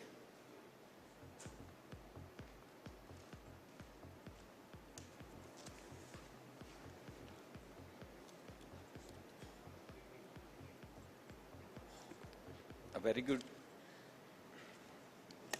very good evening to everyone. Well, on this stage, I'm representing the stainless steel industry, which is also a part of the steel family. The Honorable Minister of State for Steel, Shri Fagan Singh Kulasteji, the Secretary, Ministry of Steel, Government of India, Shri Nagendra Nath Sinha ji, the Additional Secretary, Minister of Steel, Government of India, Ruchika Chaudhary Govil ji, the Principal Secretary, Industries Department, Government of Odisha, Shri Hemant Sharma ji, fellow panelists, all government representatives in attendance, friends from the industry, friends from the media, ladies and gentlemen. It gives me immense pleasure to be part of this august gathering. India Steel has over the years successfully gathered the stalwarts of the industry, and it always provides a platform for a constructive dialogue on all issues covering the steel industry. I believe that this time also great suggestions will emerge from this exchange and serve as inputs for policy making. The policies and visionary leadership of Prime Minister Shri Narendra Modi ji have enabled India to leapfrog Britain and France to become the 5th largest economy in the world. And that makes the country a huge market for us. Hence, the Union Budget of 2023-24, with a massive outlay in capex and railway modernization, goes well with our vision for the India of Amrit Kal, of the country as a technology-driven and knowledge-based economy with strong public finances and a robust financial sector. We are also greatly enthused by the various PLI schemes announced by the government, and we feel it will benefit the industry in the long run with employment generation and technology. We are also motivated by PLI 2, especially for specialty steels, including stainless steel and alloy steels. In the pursuit of shaping up and building the India of tomorrow, and also to increase the share of manufacturing in GDP for sustained growth, and for India to be Atmanirbhar in the true sense, the metal industry remains crucial. India today ranks among the world's top 2 consumers of both steel and stainless steel, demonstrating the importance this sector commands and the great heights it can reach. Talking about stainless steel, in the last 40 years, it has outpaced other metals such as carbon steel, aluminum, and copper due to rising demands, exhibiting a CAGR of 5.35% as compared to an average CAGR of 2.5% for the major metals. We at Jindal Stainless are proud to be part of this growth journey and believe that stainless steel fits the bill as a green metal that will help the country achieve the target of becoming a $40 trillion economy by 2047. In addition to being corrosion resistant, stainless steel epitomizes several unique qualities. It is a highly sustainable metal that can be recycled infinitely, making it a natural choice as a future metal for both traditional segments like the process industry, EBC, ART, and upcoming segments such as defense, aerospace, green and blue economy. From 1.2 kg in 2010, India's per capita consumption of stainless steel has already more than doubled to 2.5 kg in 2022. This number is projected to reach 12 kg by 2047, according to the Stainless Steel Vision Document 2047 published by CRISIL in partnership with ISDA. The projected consumption calls for a holistic development of the entire ecosystem, encompassing key enablers like skill upgradation, training, creating awareness, R&D, product development, and identifying new applications for stainless steel. As a responsible business, we have undertaken initiatives of introducing stainless steel courses in various institutions, including all polytechnics of Haryana and Odisha, to train fabricators across the country, besides conducting awareness programs. Recently, we have also joined hands with the CII for National Mission on Corrosion Management. As the leading stainless steel manufacturer, we are fully conscious of our responsibility in achieving the targets laid out in COP26, and stainless steel will play a stellar role in the greening of the steel sector. Towards this effect, we undertook various initiatives to reduce as many as 1.4 lakh tons of carbon emissions in the last financial year alone. Also, Jindal Stainless recently became the first Indian stainless company to set up a green hydrogen plant. While being in the process of installing a 7.3 megawatt floating solar plant, Jindal has also signed an MOU with India's largest renewable energy company, Renew Power, to set up a 300 megawatt renewable energy project. We are expanding our capacity to serve the increasing demand, which is further motivation for the company to continue to provide consistent, best-in-class, quality-conscious products to our existing and expanding domestic customer base. We are extremely grateful to the Ministry of Steel for withdrawing the export duty. It is a welcome move that will enable domestic manufacturers like us to continue catering to our global audience. It will also help us to propel the government's vision of local to global. Having said that, there is a dire need for a level playing field in the wake of unfair trade practices from China if we are serious about the Make in India initiative. The MSME sector also, in fact, taken the worst hit due to the subsidized dump imports, as several smaller businesses have been reduced to being traders. We thank the DGTR Ministry of Commerce for a long investigation culminating in their recommendations for continued CVD on China on certain stainless steel flat products. I request Ministry of Steel for the usual support and acceptance by the Finance Ministry to implement it. I thank the Honorable Minister of State for his awe-inspiring energy in addressing the concerns of the industry and taking steps to ensure that India soars higher. I also thank the overall support the industry gets from the ministry officials. And I would also like to thank all invited delegates and guests for facilitating constructive dialogue on all issues of relevance to the steel industry. Jai Hind. Thank you. Thank you. I now invite Madam Samita Shah, Vice President, Corporate Finance, Treasury and Risk Management, Tata Steel.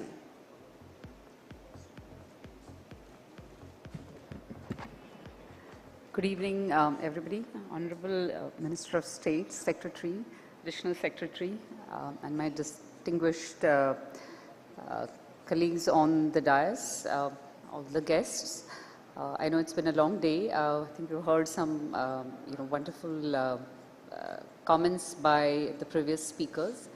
I would just say that, as a steel industry, I would just reiterate that, the prospects for the steel industry are indeed extremely bright, where India is at the cusp of economic development. The kind of investment which we are seeing in infrastructure is at an all-time high. I was just looking at the numbers. It's over 3.5% of GDP, when it is to typically be about, around 1.5–2%.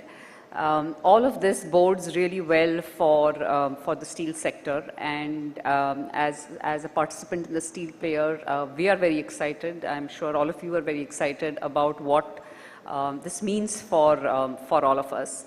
I think a lot of the challenges have been discussed. One of the challenges which we talked about a lot in the previous section as well was in terms of the transition which the steel industry has to make to green. That is the path which we, as an industry, we have embarked on globally as well as an industry, as well as in India. But the fact remains that the pace will have to be different for different countries based on where they are placed in the economic, in their own economic cycle. Where the affordability of each nation is to finance that transition to green, because that is going to be expensive. And for countries like us, which have a lot of investment to make, the choice really is where do you actually invest that capital. And I say this as a country, not for a company, but as a country we decide, do we invest that capital in more expensive production of steel? Do we invest that capital in building more needed infrastructure for this country? Because green steel, as we know, is more expensive, and that is going to have an inflationary impact on the cost of infrastructure for this country. I think a few other things which I would mention, which I think have been alluded to by previous speakers, is about the raw material. India as a country is blessed to have some of the most critical materials, raw materials, which are required for steel, namely iron ore.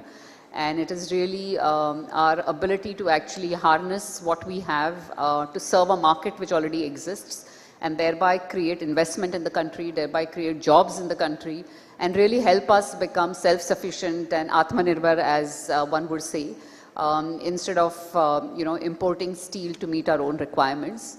The Ministry of Steel has set very ambitious targets for us as an industry of 300 million tons. And that requires a lot of support, which we have been getting from the ministry. It also requires a lot of risk appetite from steel players, which I think all of us have in abundance. And it also requires a lot of capital to actually deploy, because steel as an industry is very capital intensive. And I think one of the points which we talked about was, how do we really develop a very robust financial system in the country, so that we can finance our own capital requirements. We have seen over the last few years that retail investment has actually come, or retail savings have actually come into financial markets in a big way. And insurance is another area which is a source of long-term funding, which is what the steel industry needs. And I would request if the Ministry of Steel could, as a consideration with the Ministry of Finance, of course, see how we can actually tap these various sources of capital, and facilitate them or make them available, or incentivize actually the availability of capital, so that it can flow into sectors like steel, which by nature are very long gestation projects and have very long cycles. And that I believe would help us actually meet our objective of growing to 300 million tons as an industry. We've discussed infrastructure constraints and the disadvantage it puts us as a country against some of our more some other countries where infrastructure is more efficient. As a steel industry, it's a global industry. We compete against the best of global players. And to the extent as an industry we can be more competitive, whether it is in terms of our infrastructure costs, whether it is in terms of our power costs, whether it is in terms of our logistics costs, whether it is in terms of our finance costs. All of this actually helps us as players compete with international players, which is very important if we want to survive the cycles of the steel industry, which of course, as we all know, are very much a feature of this industry. So these were just a few points which I wanted to share. Thank you very much. Look forward to a lot of interaction and a lot of engagement, and hope you find the conference interesting. Thank you. Thank you, ma'am. Ladies and gentlemen, our guest of honor, Shri Fagan Singh Kulaste, Honorable Minister of State for Steel and Rural Development, Government of India, has served as Member of Madhya Pradesh Legislative Assembly, Member of Planning Board in the Government of Madhya Pradesh, Member of Committee on the Welfare of Scheduled Castes and Scheduled Tribes, Member of Committee on Social Justice and Welfare, Member of Committee of Coal and Steel, and Member of Lok Sabha for 6 terms. मैं माननीय केंद्रीय राज्य मंत्री इस्पात तथा ग्रामीण विकास श्री फगन सिंह कुलस्ते जी से अनुरोध करती हूं, आज के इस अहम अवसर पर उपस्थित सभी को संबोधित करें।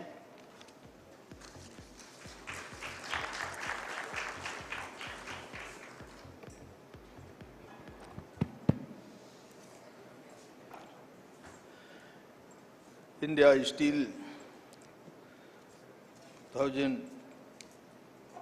2023 इसे अमृतकाल का फैसिलिटेड इंडियन ग्रोथ स्टोरी विशेष तौर से आज इसे कार्यक्रम में हमारे सचिव आदरणीय नागेंद्रनाथ सिन्हा जी, सचिव इस्पात मंत्रालय श्रीमती रुचिका चौधरी गोविल मैडम, अपर सचिव इस्पात मंत्रालय, हमारे फिक्की के हमारे चेयरमैन शुभकांत पांडा जी, अध्यक्ष फिक्की एवं प्रबंध निदेशक श्रीमती सोमा मंडल जी, अध्यक्ष भारतीय इस्पात प्राधिकरण एवं अध्यक्ष फिक्की स्टील कमेटी, श्री राजीव त्राजी नर्स, श्री हेमंत शर्मा जी, हमारे प्रधान सचिव उड़ीसा सरकार, विमलेंद्र झा जी, प्रबंध निदेशक JSPL, श्री जयंत आचार्य जी, प्रबंध निदेशक JSW, श्री तरुण हुलवे जी, CO JSW JSL, सुश्री मिता शाह जी, उपाध्यक्ष टाटा स्टील। मित्रों, आज इससे अमृत काल की ये जो यात्रा प्रारंभ हुई है और इस यात्रा में आने वाले वर्षों में, ये हमारी 25 वर्षों में, जब हम 2047 में जब इस भारत की तस्वीर को देखेंगे स्टील सेक्टर में विशेषकर,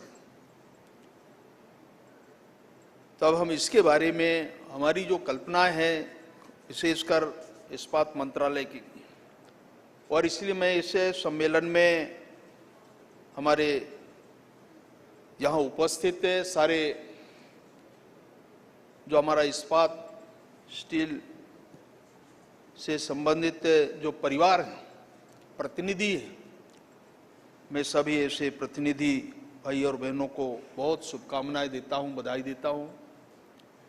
प्रेस के मित्रों को कि कार्यक्रम की जैसे मैं इस रूपरेखा को मैं देख पा रहा हूं और इससे स्पष्ट तौर से इस्पात के आने के लिए जो आवश्यक चीज़ें हैं, चाहे कच्चे सामग्री का विषय हो, लॉजिस्टिक का हो, तकनीकी, पर्यावरण संरक्षण, संवर्धन, विशेष इस्पात के उत्पादन, नीति निर्धारण, चक्रीय अर्थव्यवस्था जैसे सभी विषयों पर विशेषज्ञों के साथ चर्चा एवं विचार विमर्श होगा।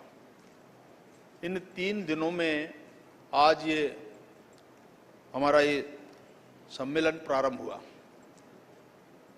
आज पूरे दिन आप लोगों ने चर्चा किया है, कल 20 को भी इसमें करने वाले हैं, 21 को भी। ऐसे 3 दिनों की से चर्चा में, इस विचार विमर्श में जो अनुभव आएंगे और आप लोगों के सामने, देश के सामने और विशेष तौर से स्टील सेक्टर को जैसा हम अनुभव कर रहे हैं आज की स्थिति में, कि अगर अब देखेंगे तो आने वाले समय की दृष्टि से जब हम अलग अलग से माल की जो स्थिति है, अगर हम पिछले वर्षों की तुलना में 21-22 की स्थिति को अगर हम देखेंगे तो हमारे पास जो कच्चा माल है उसका 120 मिलियन टन, और आज 22-23 में हम देखते हैं तो 125 मिलियन टन। तो ये जो स्थिति हमारी है, जिससे स्थिति से, जिस गति से हम थोड़ा आगे बढ़ रहे हैं, अगर तैयार इस्पात के बारे में देखेंगे तो आज 113.6 मिलियन टन, और आज की स्थिति में 23 और 22 की स्थिति में, 22 से 23 की स्थिति में, तो इसमें भी थोड़ा हमने वो किया है 121.3 मिलियन टन का। तो ये स्थिति और जो खपत है, अगर आप इसमें भी देखेंगे तो हमारा 105.7 मिलियन टन और 119 मिलियन टन, ये आज 22 और 23 की स्थिति है। अगर प्रति व्यक्ति के बारे में अभी हमारे पूर्व वक्ताओं ने भी जैसा अनुभव किया कि आज जो हमारे यहाँ की जो स्थिति है 77 kg, तो आज हम थोड़ा आगे इसको और हम आगे बढ़ाए हैं कि 86 kg तक गए। अगर इस प्रकार की जो हमारी स्थिति है, और इससे हम अनुमान ये लगा सकते हैं कि स्टील सेक्टर में अभी बहुत अच्छा एक मैं देख रहा था, उड़ीसा के बारे में शर्मा जी कह रहे थे कि आज उड़ीसा, झारखंड, छत्तीसगढ़ और भी ऐसे हमारे कुछ स्टेट्स है जहाँ पर कुछ मायूसियों की जो संभावना बनी है। अगर इसको आप लेकर के आके देखेंगे तो इस्पात मंत्रालय के अंदर जो विषय आए हैं, मैंने पिछले कई वर्षों से मैंने देखा कि जितने इस प्रकार के सेमिनार्स, डिस्कशंस हुए हैं, पैनल डिस्कशंस हुए, मैं हमेशा कहता हूँ कि जो इसमें से निकल कर के आ रहा है, हम बेहतर हमारे लिए, देश के लिए क्या संभावना बन सकती है, क्या हम कर सकते हैं। अभी सरकार ने, और मैं तो प्रधानमंत्री जी को भी कहूंगा कि वास्तव में एक विजन को लेकर के प्रधानमंत्री जी आगे बढ़ रहे हैं। मैं अगर पुराने इतिहास को थोड़ा देखें तो यही हमारे सामने जो कठिनाइयां होती थी, अभी हम पोर्ट्स की बात करते हैं, हमारे एयरपोर्ट्स की हम बात करते हैं, रेलवे लाइंस की हम बात करते हैं, हमारे हाईवेज की, तो ये हमारे लिए आज जिस स्थिति से, जिस गति से हम थोड़ा आगे बढ़ रहे हैं, ये हमारे सामने एक बहुत बड़ा चैलेंजेस है और प्रधानमंत्री जी ने इस चैलेंजेस को स्वीकार करते हुए आगे बढ़ रहे हैं। आज इसके कारण जिस प्रकार की जो परिस्थितियां निर्मित हो रही हैं और संभावना बढ़ी है, आज दुनिया के लोग भी हमारे भारत की ओर देख रहे हैं। परंतु इस्पात के क्षेत्र में आज जैसे दुनिया में हम नंबर 2 पर हैं, और इसमें से क्या क्या हम कर सकते हैं, अगर इसको आप देखेंगे तो जब भी उत्पादन जो क्षमता का मैंने उल्लेख किया है, तो मैं ऐसे सभी जो इस्पात उद्योग और उन सभी उद्योगों से भी कहना चाहता हूं, और विशेष तौर से हमारे जो ऑफिसर्स है, हमारा ये जो परिवार है, ये पूरा परिवार मिल करके, मैं और मंत्रालय के बारे में नहीं कह सकता हूं, परंतु ये जो इस्पात के क्षेत्र में काम करने वाले लोग हैं, स्टील सेक्टर से जुड़े हुए लोग हैं, ये एक परिवार है। और यही मंत्रालय एक ऐसा मंत्रालय है जो सब पूरे परिवार को साथ लेकर के हम एक साथ आगे बढ़ रहे हैं। ये इसकी एक विशेषता है। आप कोई दूसरे मंत्रालय के अंदर आपको ऐसा भाव, और मैं, हमारे सेक्रेटरी साहब भी हैं, सोमा जी हैं, हमारे राजीव भी जानते होंगे, हमेशा एक परिवार की तरह जो भी विषय निकल कर के आते हैं उन पे विचार विमर्श करना, चर्चा करना, जो भी सजेशंस आते हैं उन पे निर्णय करना, ये धीरे धीरे हमने प्रारंभ किया। और इसके कारण आज चाहे हम एक ही स्कीम्स की हम बात कर लें, हमारे स्क्रैप पॉलिसी की हम बात कर लें, शायद पहले ऐसा अगर हुआ होता तो हम और कहीं पहुंच गए होते। मैं स्वयं इस बात को इतने समय से देख रहा हूं। पहले भी मैं पार्लियामेंट के बहुत सारे कमेटियों के अंदर भी अनुभव किया, तो केवल यहां तक ही सीमित होते थे, परंतु मैं 4 साल का अनुभव मैं कह सकता हूं कि आज इस मुकाम तक हम पहुंचे, और इसके कारण जिससे गति से हम आगे बढ़ रहे हैं, और ये जो हमारा टारगेट है, जो हमारा विजन है, हम 30-31 तक हम 300 MT तक पहुंचने का जो हमारा टारगेट है, और जब हम पूरे अमृत काल की हम बात करेंगे तो और भी हम इसको बेहतर कर सकते हैं। क्योंकि पुराना अगर आप देखेंगे, अमृत महोत्सव हमने मनाया उस समय, और आज जब अमृत काल की बात करते हैं, ये जो विजन है जिसको लेकर के हम आज इस डिस्कशन कर रहे हैं, सम्मेलन कर रहे हैं, तो इससे ये हम देख पा रहे हैं। मुझे लगता है कि जब इसके बारे में हम चर्चा प्रारंभ किए तो स्वाभाविक आने वाले वर्षों में हम कुछ चीज़ों को अनुभव कर सकते हैं। अभी जैसे हमारे जो स्पीकर्स हैं, उनके क्या क्या विषय आ सकते हैं, उनके सामने समस्याएं क्या हो सकती है, हमारे चैलेंजेस क्या हो सकते हैं, और उसको हम कैसे ठीक कर सकते हैं, ये भी हमारे लिए एक बहुत बड़ा विषय है हमारे सामने। परंतु सक्रिय अर्थव्यवस्था को बढ़ावा देने के लिए हमारी जो सरकार ने ये जो व्हीकल स्क्रैप पॉलिसी लागू किया है, मैंने कहा कि इस स्क्रैप पॉलिसी के सामने हमने अलग अलग सेक्टर्स को, और विशेषकर इस्पात उद्योग को ज़्यादा से ज़्यादा स्क्रैप मिल सके, इसके लिए एक पॉलिसी जो बनी है, और यह नीति ग्रीन इस्पात के उत्पादन में भी सहायक होगा। इसके अलावा ऐसे सेक्टर को हमने इस उत्पादन को बढ़ावा देने के लिए ग्रीन हाइड्रोजन मिशन एवं शोध ऊर्जा की क्षमता वृद्धि पर हमारी सरकार का ये जो पल हमेशा से रहा है, हम इसको हम जितना वेटेज दे सकते हैं, जितना बढ़ावा दे सकते हैं, इसके लिए क्या क्या हम प्रयास कर सकते हैं, ये हमारी कोशिश है। मैं आज आपके समक्ष इन 3 बिंदु जो हमारे सामने जो विषय आते हैं, जो कि लगता है कि आपके साथ साझा करना चाहता हूं। हालांकि ये सभी बिंदु ऐसे हैं कि सम्मेलन में चर्चा का विषय है कि जो लो ग्रेड आयरन ओर का उपयोग, इसके बारे में लोग दुनिया में चर्चा करते हैं। जब कोई अच्छा अगर हमको टर्नओवर मिल रहा है हाई ग्रेड का, तो सामान्य तौर से हम इसके बारे में, लो ग्रेड के बारे में कितने लोग चिंता करते हैं, और मैं तो अपेक्षा करूंगा कि इसके बारे में भी हम इसको बहुत कमजोर नहीं समझना चाहिए, या उसकी अनुपयोगिता जिसको हम कहते हैं। आज दूसरे जो लोग हैं, दुनिया के लोग भी इस प्रकार का इसको ग्रेड का उपयोग कैसे, आखिर में हम कितना एक्सपोर्ट हम कर रहे हैं, वहां जाकर के आधा हम उसमें से भी इंपोर्ट करते हैं। अलग अलग क्षेत्र ऐसे है। कुछ चीजें आप देखिए मार्केट के अंदर, दुनिया के अंदर आप देख सकते हैं।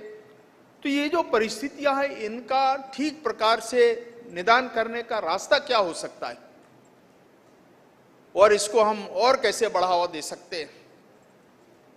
इसको जैसा हमने अभी शहरी और ग्रामीण क्षेत्रों में एक खपत के अंतर को कम करना, आज शहर और ग्रामीण मैं देखता हूं बहुत बड़ी संभावना क्षेत्र के अंदर, रूरल के अंदर आप देखेंगे तो उसमें आज जितना स्कोप है, परंतु इस गैप को भरने के लिए हमको थोड़ा प्रयास करना पड़ेगा। इस सेक्टर को कैसे और बढ़ा सकते हैं, रूरल क्षेत्र को, ये हमको विचार करना पड़ेगा। और इसके लिए अभी सरकार ने भी हमारे जितने भी हैं, पोर्ट से, ट्रांसपोर्ट से, आज हाउसिंग के क्षेत्र में आप देखें, आज धीरे धीरे जो कल तक नहीं सोचते थे लोग, आज इसको हम प्रायोरिटी पे ले रहे हैं। और ये सरकार का भी कमिटमेंट है। ये तकनीकी प्रयोग, हमारे पास जितने भी प्रकार के एक्सपर्ट्स हैं, विशेषज्ञ, उसके आइडियाज हैं, हमारे इस क्षेत्र में काम करने वाले जो लोग हैं, विशेषज्ञ, टेक्नोलॉजी कितना इसका उपयोग कर सकते हैं। अगर हम कोई नई टेक्नोलॉजी की बात करते हैं, बाहर की टेक्नोलॉजी को देखते हैं, उसका उपयोग हम देश के अंदर कितना कर सकते हैं, हमको किस सेक्टर को बढ़ावा देना है, इसको लेकर ये अलग अलग क्षेत्र हो सकते हैं, परंतु तकनीक का उपयोग हम कितना बेहतर कर सकते हैं, ऐसे लोगों की कमी नहीं। हमारे पास ऐसे क्षमतावान लोग हैं, हमारे एक्सपर्ट्स भी हैं, परंतु उसको और भी हम कैसे बेहतर बनाए, इस प्रकार का प्रयास हम सबको मिलकर के करना होगा। जैसे मैंने कहा कि लो ग्रेड आयरन के बारे में हमारे, अगर आप देखेंगे कि तो इसको लेकर के ग्रेड आयरन का, लो ग्रेड आयरन का या तो डंप किया जाता है, या ट्रेडर्स लो ग्रेड आयरन को निर्यात कर देता है। वही मैंने कहा कि इसको लेकर के जो स्थितियां हैं आज, क्या हम इसका उपयोग हम इस सेक्टर में कर सकते हैं, क्या इसका बेनिफिशिएशन वगैरह कर सकते हैं, क्या इसको हम कैसे और बढ़ावा दे सकते हैं। जो भी हमारे पास है आज, बहुत जगह हमारे पास डंप पड़े हैं, उसका उपयोग कैसे कर सकते हैं, किस क्षेत्र में हम उसको उपयोग में ला सकते हैं, ये हमको कोशिश करना पड़ेगा। इसके लिए हमको मिलकर के सबको आगे बढ़ना पड़ेगा। और मुझे कहती हुई प्रसन्नता है कि जिससे देश में रोजगार के अवसर उत्पन्न होगा, पूंजी निवेश होगा और देश की जो अर्थव्यवस्था है वो बढ़ेगी। जहां तक के ग्रामीण क्षेत्रों का मैंने अभी उल्लेख किया है, आप इसको जितना ये गैप को मैं देख पा रहा हूं, आज रूरल के अंदर जो स्थिति है और हमारे जो खपत, अगर ये 24 किलोग्राम हमारे क्षेत्रों का है और रूरल के अंदर आप देखेंगे तो 234 किलोग्राम, ये अंतर को भरना, और ये जहां तक यह एक बहुत बड़ा एक जो अंतर है, इसको लगभग हमने 10 गुना का अंतर, ये जो गैप है, इसको भरने के लिए हम क्या क्या प्रयास कर सकते हैं। और मुझे ये भी प्रसन्नता है कि जब हम 30 और 31 के लक्ष्य को प्राप्त करने के बारे में बात करते हैं, तो हमारे उच्च स्तर के, तो मैं इस मंच से आह्वान करना चाहता हूं कि आप लोग इस्पात की खपत को ग्रामीण स्तर को बढ़ाकर उसे राष्ट्रीय स्तर पर लाएं, तभी हम इस राष्ट्रीय इस्पात नीति जो 17 का है, हम उसको छू सकते हैं, वहां तक आ सकते हैं। 21-22 के क्षेत्र में जैसे मैंने कहा कि उसका आंकड़ों का मैं उल्लेख यहाँ नहीं करना चाहता, परंतु आज 23 और 24 में इस्पात की जो खपत 130 मिलियन टन से ज़्यादा रहेगा, ये एक संभावना हम व्यक्त कर सकते हैं, क्योंकि जिस प्रकार की उम्मीद लेकर के हम आगे बढ़ रहे हैं, तकनीक का जितना भरपूर हम उपयोग कर सकते हैं, इसका ये हमारे सेकेंडरी स्टील सेक्टर तकनीक के उपयोग की दृष्टि से हम बहुत पीछे हैं, जिस वजह से इन सेक्टर्स को एकीकृत स्टील उत्पादकों से प्रतिस्पर्धित करने में हमारे सामने जो कठिनाइयां हैं, या हम उसका सामना कर रहे हैं। मैं सेकेंडरी स्टील सेक्टर से आह्वान करूंगा कि तकनीकी का प्रयोग करें, जिससे वो प्रतिस्पर्धी बन सके और ज़्यादा से ज़्यादा लोगों को हम रोजगार दे सकें।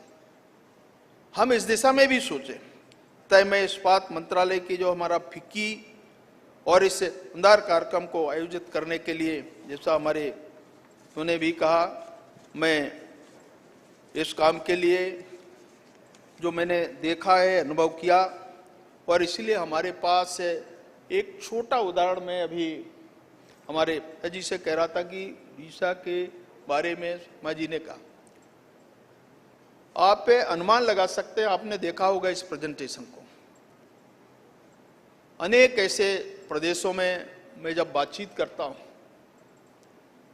तब अनुभव आता है कि इस दिशा में हम सबको मिलकर के काम करना, राज्यों से परामर्श करना, ये हम लोग अपने स्तर से बातचीत करते हैं, परंतु मैं सलाह भी दूंगा कि अगर इस दिशा में हम सोचेंगे, बातचीत करेंगे, तो हमारा जो परस्पर एक दूसरे के साथ में जो संबंध है और उसको लेकर के निर्णय करना, जैसे अभी हमारा 17 का जो निर्णय हुआ, इसको लेकर के जिस गति से उड़ीसा आगे बढ़ रहा है, आज हमारे पास संभावनाएं बहुत है, केवल हमको उसकी हुनर की जरूरत है, हम उसमें से क्या अच्छा ले सकते हैं और उसका उपयोग स्टील सेक्टर में कर सकते हैं, हमको इसकी जरूरत है। और इसीलिए हमने तकनीक की और ये जो कमियां है, इसको लेकर के हम और कैसे बेहतर कर सकते हैं।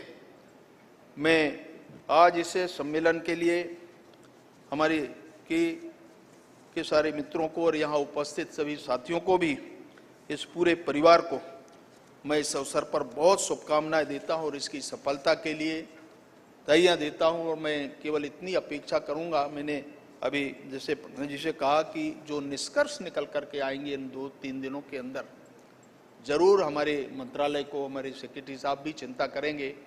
हम लोग बीच बीच में हमारे गोल मैडम हैं, मंत्रालय के अंदर हमेशा इस विषय को लेकर के आपस में विचार विमर्श करना, परामर्श करना, ताकि किसी के मन में कोई संशय नहीं होना चाहिए कि हमने इस पूरे प्रोग्राम में अपनी भावनाएं व्यक्त किए और उस भावना के अनुरूप कोई निर्णय तक, मुकाम तक नहीं पहुंचे।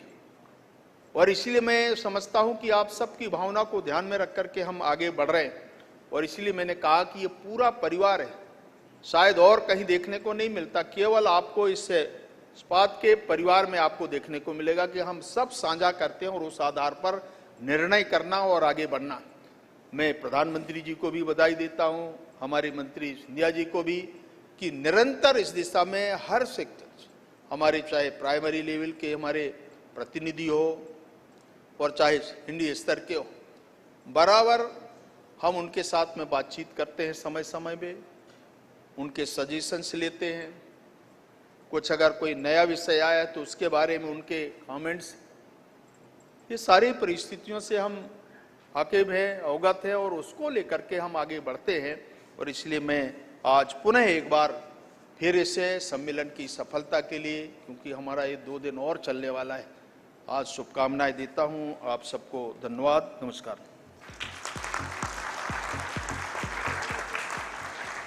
आपके बहुमूल्य विचार एवं मार्गदर्शन के लिए बहुत बहुत धन्यवाद। और अब मैं माननीय मंत्री महोदय जी से विनती करूंगी कि स्मरणिका का अनावरण करें। Time now to release the FICCI Deloitte souvenir on the Indian steel industry. I request our guest of honor, the Honorable Minister of State for Steel and Rural Development, Government of India, Shri Fagan Singh Kulasteji, to please do us the honors. Ladies and gentlemen, this souvenir comprises messages by government officials and industry captains, Indian steel trends and schemes for the next 25 years, and technical articles by experts.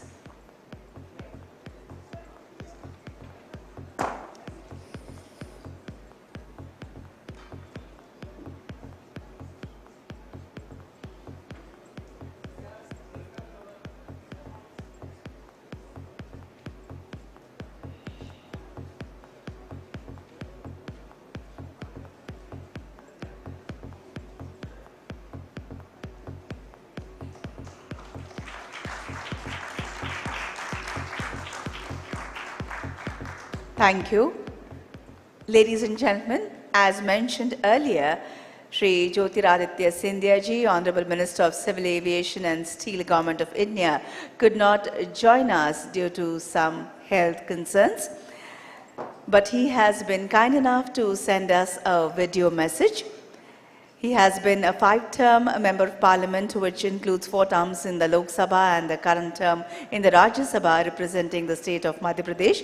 He has also been a member of parliamentary committees on education, women, children, youth and sports, defence, finance, home and external affairs. We will now play the video message by Shri Jyotiraditya Scindia ji, Honorable Minister of Civil Aviation and Steel, Government of India.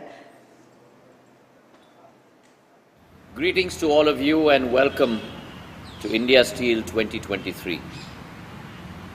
Thank you for having me at the conference, albeit virtually. I sincerely regret not having been able to make it out to the India Steel 2023 conference this year, but I express my best wishes for a successful exhibition and conference in Mumbai. I do believe that this conference could not have taken place at a better time. Looking at the structural shifts at the international level, from west to east, India has now emerged as an epicenter for the evolution and growth of the steel sector globally. Growing strength to strength, in the last 9 years, our country is on the course to achieve 2 landmark figures. First, production of 125 million tons, and second, 11 to 12% growth in consumption levels. In the last decade, steel production in India has steadily grown at a CAGR of 6%.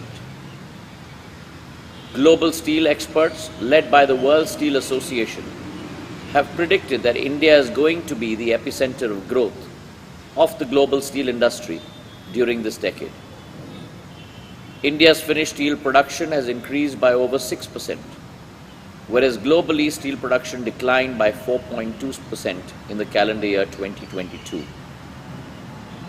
We have already emerged as the second largest steel producer in the world, and our per capita steel consumption has gone up from 57 kilos to 78 kilos during the last 9 years. This proves our mandate to become a powerhouse of manufacturing and increase the share of steel in GDP from 2 to 5%. This growth is having manifold results. The first, collaborative efforts of the industry and government, wherein the government plays the role of a facilitator and the industry drives this engine of growth. A successful example of the same is that we recently signed 57 MOUs with 27 companies for specialty steel under the Production Linked Incentive Scheme, the PLI scheme, which is expected to generate an investment of about 30,000 crores and create additional capacity of about 25 million tons of specialty steel in the next 5 years.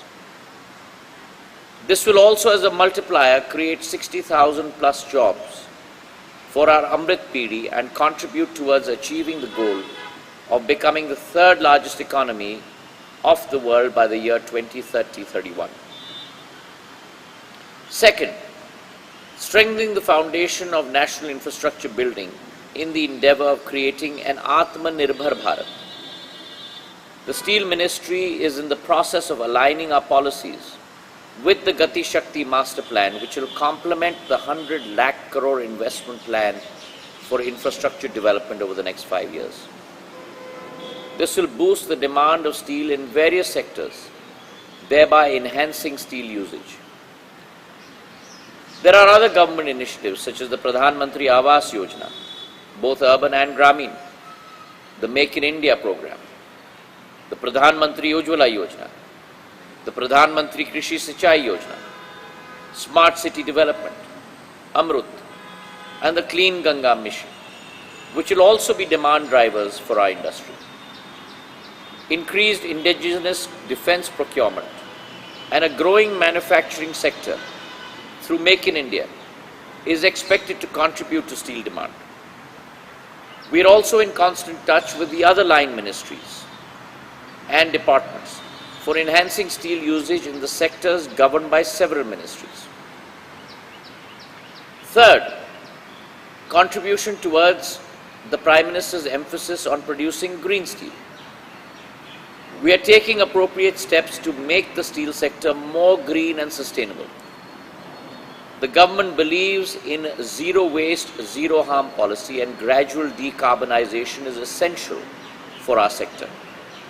We believe that there can no longer be a linear model of take, make, and dispose. Recycling has to become a part of our process, part of our lexicon, part of our lives. And we have to move from being a hard-to-abate sector to a low-carbon emission sector and look at carbon neutrality through initiatives such as green steel and the green hydrogen mission. Government and other stakeholders need to work together to decarbonize the industry by ensuring increased use of renewable energy, efficient raw materials like scrap and pellets, and best available technologies. There is also scope to boost the circular economy in the sector, as we are using approximately 25 million tons of scrap in steel production today that can be increased in the years to come.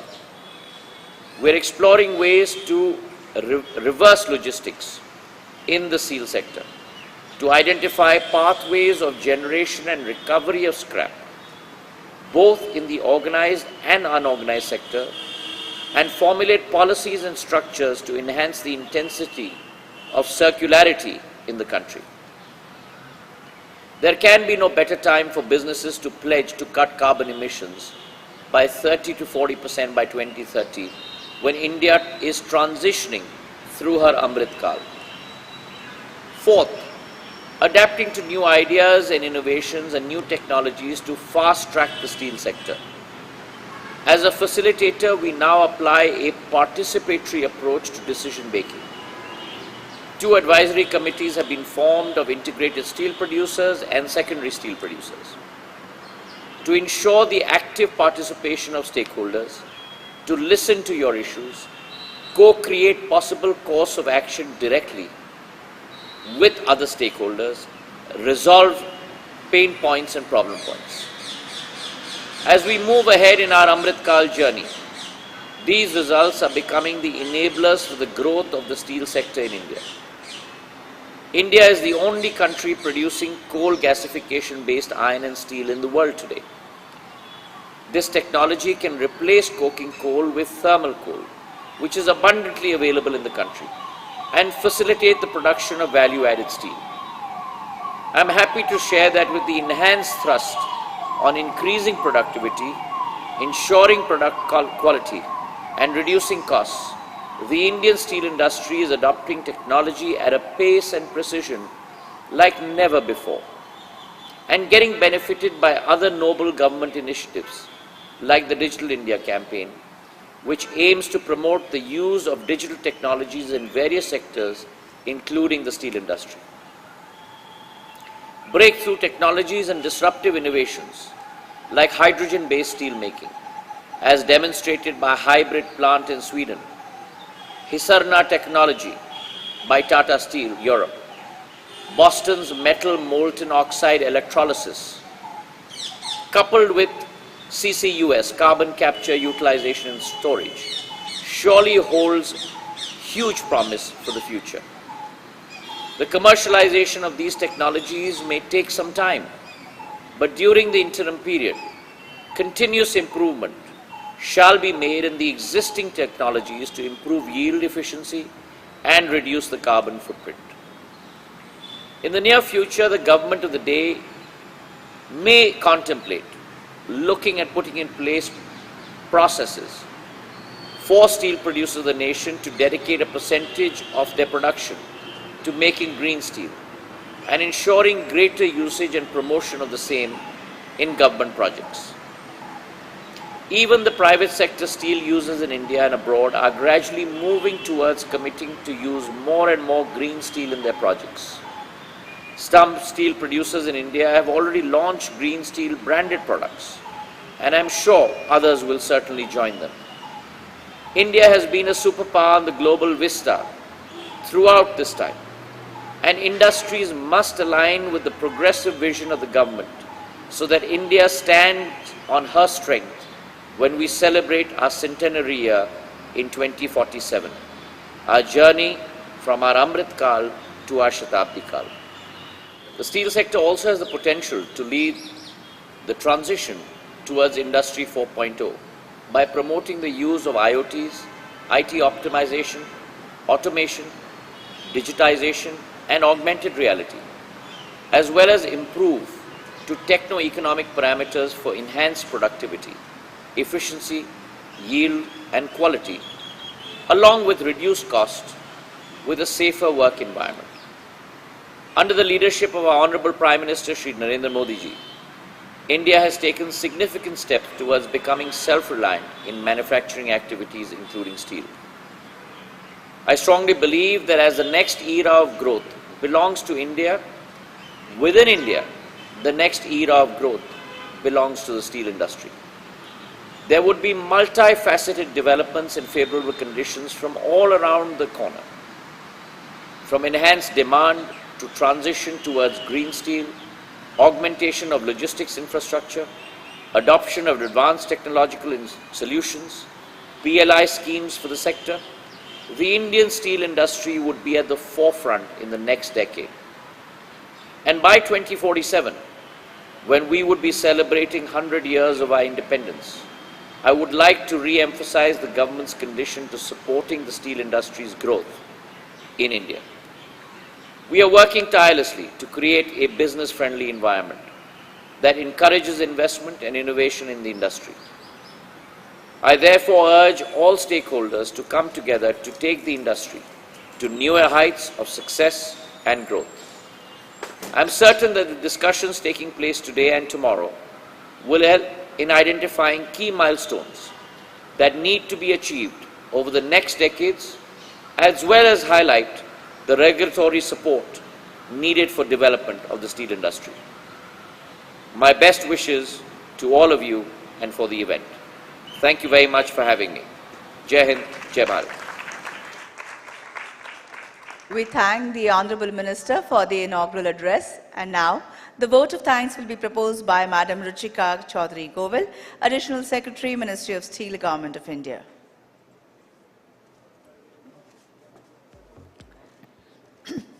Honorable Minister Fagan Singh Kulasteji, Secretary Steel Nagendranath Sinha ji, FICCI Chair Mr. Panda, Principal Secretary Orissa Mr. Hemant Sharma, other dignitaries on the stage, off the stage, stakeholders of the steel industry, media, colleagues and friends. Thank you so much for being with us through the day today. Thank you so much for being a part of this inaugural session. Sir, we have had very meaningful discussions through the day. Sir, the discussions were on the PLNI scheme, conference on how to generate steel demand, the demand dynamics, the raw material security session, increasing steel usage session, sustainability and green steel session, a CEO roundtable, and this inaugural session. Sir, this will be followed tomorrow with further sessions, further roundtables, further group discussions by all the industry stakeholders. So we also have today the exhibition which is waiting for the inauguration by the Honorable Minister. Thank you so much, everybody, for being part of today's discussions, and hope you will participate tomorrow in all the roundtables with the enthusiasm that we have seen today. Thank you so much. And now, Shri Subrakant Panda, President FICCI and MD Indian Metals and Ferroalloys Limited, will present mementos as a token of gratitude and appreciation. Shri Fagan Singh Kulasteji, Honorable Minister of State, Ministry of Steel and Rural Development, Government of India, कृपया इस आदर और सम्मान के प्रतीक का स्वीकार करें.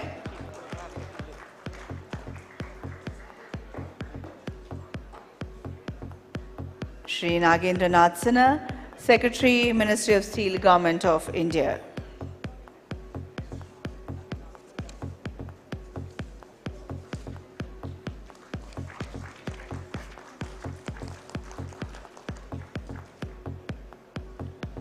The rest of the guests and dignitaries will be handed over their mementos as they leave. Thank you. On that note, we conclude the inaugural session. The guest of honor and other esteemed dignitaries will proceed to inaugurate the exhibition and take a walk around. I have announcement for registered participants for the roundtable on interaction with international buyers. This is taking place in Hall C immediately hereafter. I repeat, all those who have registered for the interaction with international buyers, kindly proceed to the adjoining Hall C. And the rest of you, see you tomorrow morning at 9:30. Thank you and have a great time ahead.